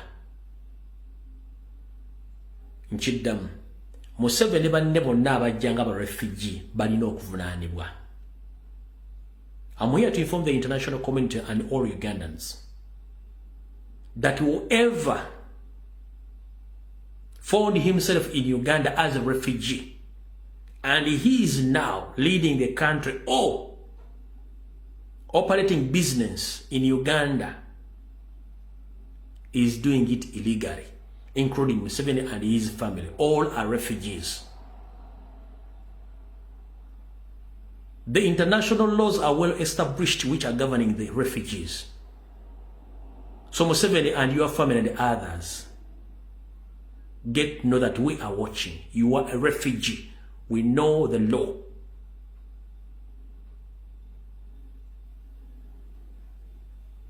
So, wanukamba tegeza. Murukumurenda chinana momukaga. Uganda yafuna obwetwaze mwaka gwa 1962. Eyali omukulembeze eyasookera ddala yali Ssekabaka Frederick Edward Luwangula Muteesa, ye president wa Uganda eyasooka. Va prime minister yali Milton Kawenkene Obote. Wabula wali otuddekawo ne weebuuza lwaki omukulembeze eyasooka tayogerwako, talina na mukolo gwonna gumujjuukirwako wadde ogumukolebwako mu Uganda, nga n'emmengo yennyini watudde Kawenkene Mayiga, emikolo gyandibadde gijjukira Ssekabaka Muteesa ng'omukulembeze yasooka ng'eri Kabaka wa Buganda tegikolebwa. Wali okyebuuzizaako? Wali otuddekawo ne weebuuza lwaki tebalaga kintu kyonna Ssekabaka Muteesa kye yakola nga president wa Uganda, kebere function yonna? Nti oba Ssekabaka Muteesa president yasooka yali ku mukolo guno yakola kino, eno yali cabinet ye, kino yakola ku Uganda, kino yakikola nga bula Yosere bwe yeepanga bwakola buli kimu. Wali olabye akatambi konna ke bazannyo bakiboogera ku Ssekabaka Muteesa ngo first president ebintu byakola ku state functions ku bintu byonna byakola? Wali okirabyeko wantu wonna? Nkubuuza gwe yeeyita Omuganda atasobola kumanya nayita muna Uganda. Have you ever watched any video showing the leadership of the first president of Uganda? Sir Edward Mutesa.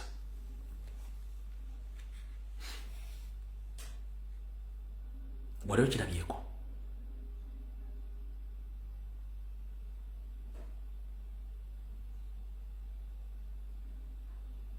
Mu America George Washington n'abalala bonna babogera ku wano mu kusajja wano gwe bayita Kamal Atatürk. Tolina kintu ky'osobola kukola nga toyogedde ku musajja oyo. First president oba omukulembeze yasooka okununula eggwanga lino. Tosobola kukola kintu kyonna nga toyogedde ku Kamal Atatürk. It is very impossible. Mu Uganda president yasooka Sir Edward Mutesa. Mwagala tugamba nti teya presiding a function za ggwanga Uganda.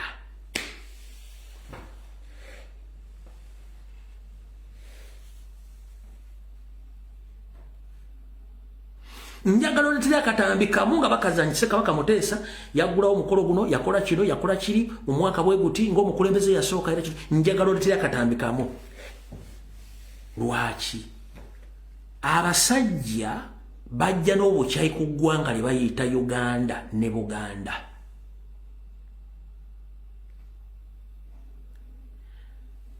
Eyo yonna tuvuddeyo kati kankusike enkuze mu 86. Era kansoke nkuvuga enkuze mu 1962.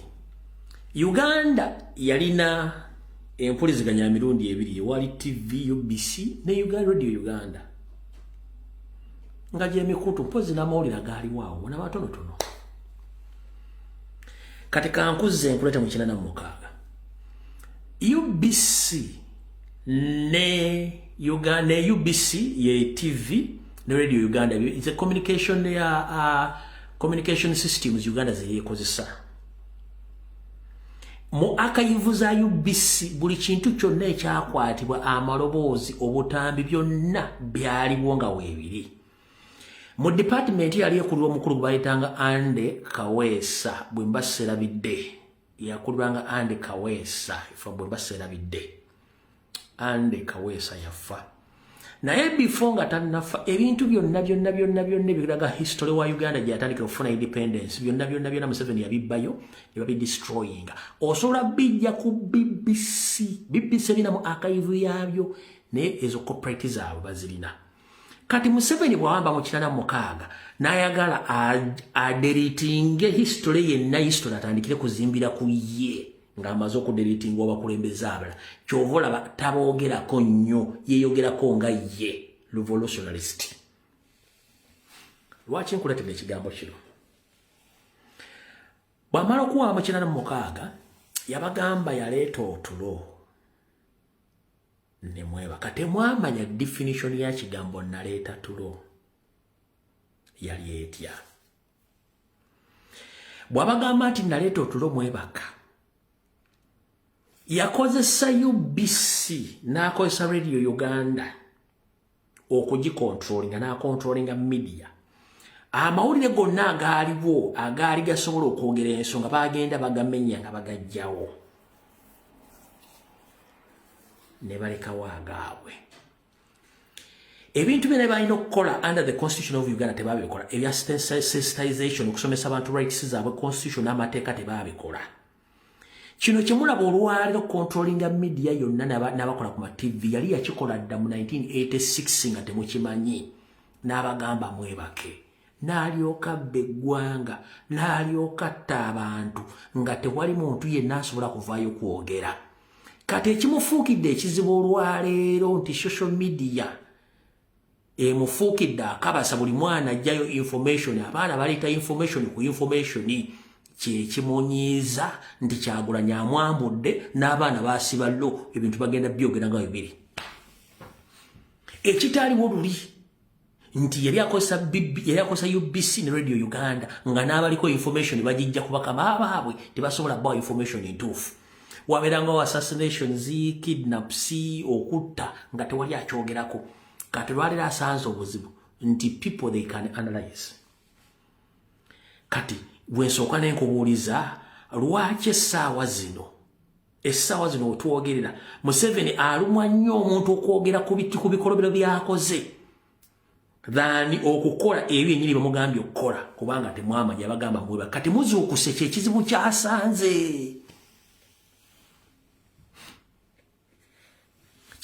kyasanze nti muzuukuse gye yali abasibira. Nobody knew who was Museveni. That's why sometimes you find mature people, they are still doubt about the information we are giving out because they didn't know exactly what was taking place in Uganda. We had UBC and Radio Uganda. Only two communication ways. There was no social media. The newspapers, the big companies, all were closed forcefully. And the owners were killed up to now. Tewakyali kati ense mu dibiridde etandise omwambula y'ensonga lwaki bagula abantu butayogera nsonga zino temwakitegeera. Webuze lwaki bw'okola TikTok live n'oyogera ensonga wabula kujja mu inbox kutiisatiisa. Lwaki akutiisatiisa oba ku Facebook oba wantu wonna lwaki akutiisatiisa? Kubanga tebaasubiranko ti information esobola ofuluma nga bw'efuluma. Akaliro bakawulira. Tewabayo muntu yenna akusiruwaza nti Museveni ebigambo bimwogera tabimanyi nti bituufu era bitatayagala bifulume. Yensonga lwaki bateekawo okuwemula okubuzaabuza n'okujjensa abantu omwenge okuyiika Windows kubanga yali yasiba ekintu kye nga kiri awo wakyagalidde. For instance, Buked and New Vision bawandiikamu legakwata ku NRM ne TV zonna ezibaddewo. TV ezaali zimuwakanya radio station zonna forcefully yazikyusa obwongo n'ajjako abali bawakanya gavumenti n'ateekako ababi. Yensonga lwaki bakola ebintu gaddibenga linga embwetunda omuzigo. Olaba osegedde bulungi nnyo. Kati wenkubuuliza oyagala kuleka eggwanga ligende in the disguise nga toyagala kumanya ekintu ky'ekkongo kikuwa ekyokulabirako nti ekintu kino tebakitandise jjo baali bakitandika dda. Ekyokutwala eggwanga Uganda in the disguise tekitandise leero kibadde kijja kimakyuwalinga nga mmwe temumanyi. They are replacing Ugandans with the foreigners slowly by slowly. Buli muntu g'oli erinnya lya Kinyankole, those are not people from Ankole, those are Rwandese. They are just camouflaging. Those are proxies. If you want to prove them, mugambe nti oli Munyarwanda agenda kunyiiga. Ne bw'aba ayogera Olunyarwanda frequently oyo si Munyankole Banyarwanda. Abanyankole babasibu n'amazi. In fact, population y'Abanyankole banga weeri kati baliwo 25%. 75% of indigenous Banyankole babasaanyaawo. Genda otandika okuva eri Antonde Ngodde Embalala otandika okubuuza ba indigenous abalina amataka where are they? Ojja kwekuba mu ttaka ofe. Tandikira eri Antonde okudda eri otandika okubuuza ba indigenous bannannyini abalina amataka ago ne zifaamu where are they? Bagenda kugabonna tetumanyi gye baalaga baabatta. Temugandi Museveni asaba Abaganda, Museveni yasala Abanyankole.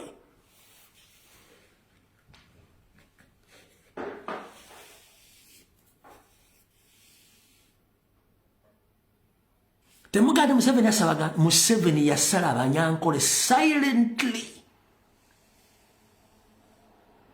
Kati gobulugole banga yeyita Munyankole. Simanyi twatere embundu twazimba zigurofa simanyi twagende Bungereza bonna gomugambe nti gweyogera ku Banyarwanda kasita omulango oyogere kiro nga fese mwekabanga nyigo gulya kasi kubanga tebaagala kuba discoveringa beekweka mu Banyankole. Abanyankole baasigala ebitundu 2.5 ku buli 100 ensamu 5 baabasala.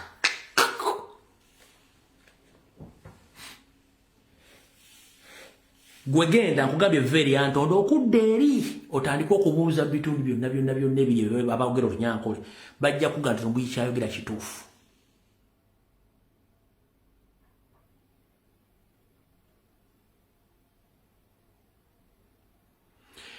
Trick eriemu bw'oba oyagala okutegeera omuntu nti munyampi nti Munyarwanda tandika okwogera ebigambo ebisoomooza Omunyarwanda. Agenda kunyiiga yekabi yenna owulirenga afa nenga Omunyarwanda gwanga oba mutuusi gwanga Abahutu gwanga Abatwa gwanga ffe tuyita Abaganda ze ompita Omuganda sinyiiga mbeera namusanyufu nnyo ne the moment kasita bayita Abanyarwanda nga nyiiga yeekaba kubanga tebaagala badiscoveringa kwonna we bali oba yeeyise Muganda no problem oba yeeyise Munyankole no problem kane mambo kaje bali abalugwala nga Banyarwanda mbusoga je bali nga Banyarwanda nga balugwa banyibachi basu beita basoga nenga Banyarwanda je bali wakitegedde bulungi nyo kati gwatayagala bitegeera bino ojja bitegeera nga kimaze kutuka nga family bagisaanyizaawo yensonga lwaki obala bayita amanya g'Ekiganda ogera omulyango ayogera olunyenga wait a minute ono gwembadde mayinte Muganda kumbe Banyarwanda beebo balina same characters balina resistance kwe kuguguba balina arrogance okwogera nga bebaagala tebawa kitiibwa buli muntu yenna bw'omwogerako nti Munyarwanda akyuka kkala kati zezo principles balina tonoonya muntu ezo factors 3 zenkuwadde zikumala okuzuula ani yaani waponi yaabwe esinga obukulu yeeno buli omu bali takimanyi waponi yaabwe esinga obukulu ku mansa magi ye don't care omukazi asobola okumansa omwana n'abasajja basobola okumansa they don't care muwaza simanya musajja anzalamu omwana genda olugezi yakozalamu omwana yani yakulekawo lwaki yakulekawo kubanga tewamanya who was he omukazi namuzalamu abaana 5 basatu sibange tewamanya kubanga tewamanya bali mission yaabwe temwama bano balina kikarakita esembayo yakumansa kirigweramu ebazala buzazi simanya mu what block ni bikibi kibanzalamu tewamanya ni yakuzaalamu badiza kama fledges baka mafledge ngokuteeka amajibulu wambazala temwakitegeera ozaka tula mu kitegedde mwabazungalira vumujja munonya lavu simeno nyalavu omusajja ansademo bana tewamanya ni yakuzalamu abaana wosanga abaana samanya bizibu najja lwambi simanyi agamanya nyanga tamayina kitaawo in fact ejjo kigoberera ennyo osanga omuntu naga nti simanyi taata wange simumanyi bali they don't care kasita kufunisa olubuto gomanyi oba okazadde oba tokazadde he doesn't want to know bw'omusajja bw'osanga kasajja ka minisita tekalina taata waako ka RDC tekalina taata waako nga talina muzadde n'omu gwaga nti ono y'ono beebo eyo kalakita ye weponi yaabwe gye bakozesa genda otandika okunoza ku social media abantu abasinga okuzunza ekya July na baki they don't care nti kyekinaavamu ngenda kukola abasinga kubanga they don't care the outcomes or the repercussions they can manage due to their hidden mission mwe mutamanyi bote bafaayo omwana akuzo batakuza as long as nti amuzadde nemwe abaganda kana ngenda kalisa kiro akinzaala kale muzadde mu omwana tetwawukanye ewaffe we wali oye taata wange nesenga wange bofuna gakazibu omwana omuteka ne omwana atalina address omwana atalina address mwegendereze nnyo wadde musoga wadde muganda wadde mutolo wadde munyo nga talina proper address ya bazadde oba origin ye mwegendereze those are the people matemo kimanyi bino mbabulya mujja bijja batuka kwa temutegedde so gwe noonyereza abantu abasinga gabe ekya July na ku social media ne ku mubulamu bwa bulijjo bonna beeyambula bana gawo bina simigendo bano those are the products kubanga they do buy money mission yaabwe okuzala sikizibu kyabwe okuza obuntu wabwe siki kubanga abakimanyi kyovula obusanga bwonna buyina balina emitima gwofuna kali humanity tebaba na humanity find it and search it tebayina humanity they can change anytime anywhere they are deadly tebayina mutima okwogera ekigambo timusala akyogera nga bwe kiri genda otandika okubintu bironyerezeko tunuli abantu ojja bategeera boogera anyhow okuwola ntalina budde asobola n'okutta kuwana obutoko be bantu abo bino bebaga mujja bitegeera nga kimaze okutuukako tebalina humanity gweomusogo olina ka humanity nti tebalina humanity if you want to prove this soka weebuuze why Baganda don't migrate but other tribes they can migrate nga nfundikira Abaganda batandise okumigrating nga government etandise obatemula okubateekamu economic crisis, but Abaganda tebabadde ba migrants. Find out all tribes in Uganda, Baganda, we don't migrate, we stay in one place. But other tribes can migrate. Ask yourself why in Rwanda they migrate each and every place or area of the world. Why? Because for them they want to conquer with their mission.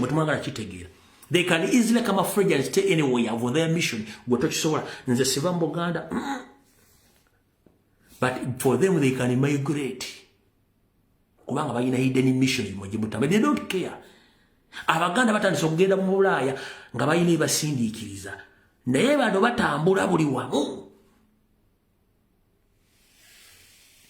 So ndoza mutegedde. Bye batajja bagamba zengera bibagamba abajja otegera mujja tegeera, batajja tegeera temujja tegeera. Okitegedde?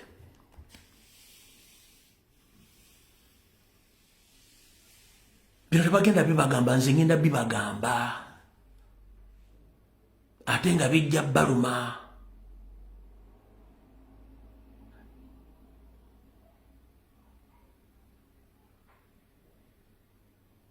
Abaganda ekibatambuzizza okwetoola ensi yonna economic crisis ne threats against their trade. That is it. But find out bano abantu batambula buli wamu kubanga balina mission tebabeera wamu. So mwebake ensi bagitwala ekintu kino bakyukati baviirayo ddala batandise okusafeesinga. Mwawulira ekigambo kye bayita community police Museveni kyeyaleese.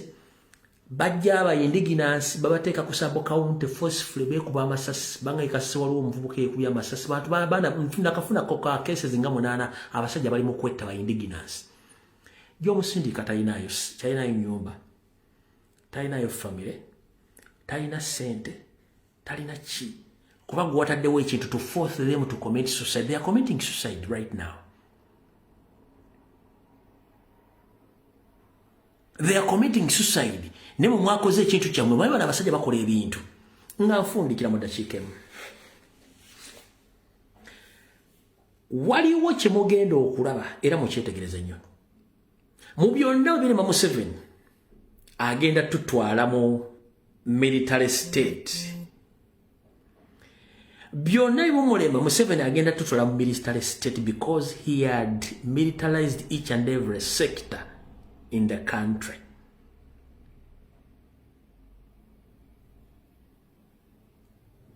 Byonna ebimulema agenda kuteeka Uganda mu nsi efugibwa amagye ku nnyondo. Ekyo kye kigenda okujja. Y'ensonga lwaki mulaba amagye ga deployingiddwa buli muntu yamutwala ku military course wiki myezi 2 mwezi gumu kitunga batendeka babeere nga bayina military knowledge kubanga kye baagala. Ng'omuntu atalina kakwate ku muntu w'amagye ojja kuba tofuna service, ojja kubeera slave mu nsi yo. Very soon ekyo nkibage mujja kajjayo. Mu byakola byonna bwe kisembwa nga kimulidde family bagenda kuteeka eggwanga nga lifugibwa military. That's why buli kimu kati kirimu abasirikale. Kuvuba, kulima, minisitule, kuzimba, kasasiro byonna biri under military rule. Bwesooka no mba nyonoona tusekana ku 5 2 ezakawongezi mukama bankombere mwera ba video wedde mbagala nnyo mwenna ba comrade.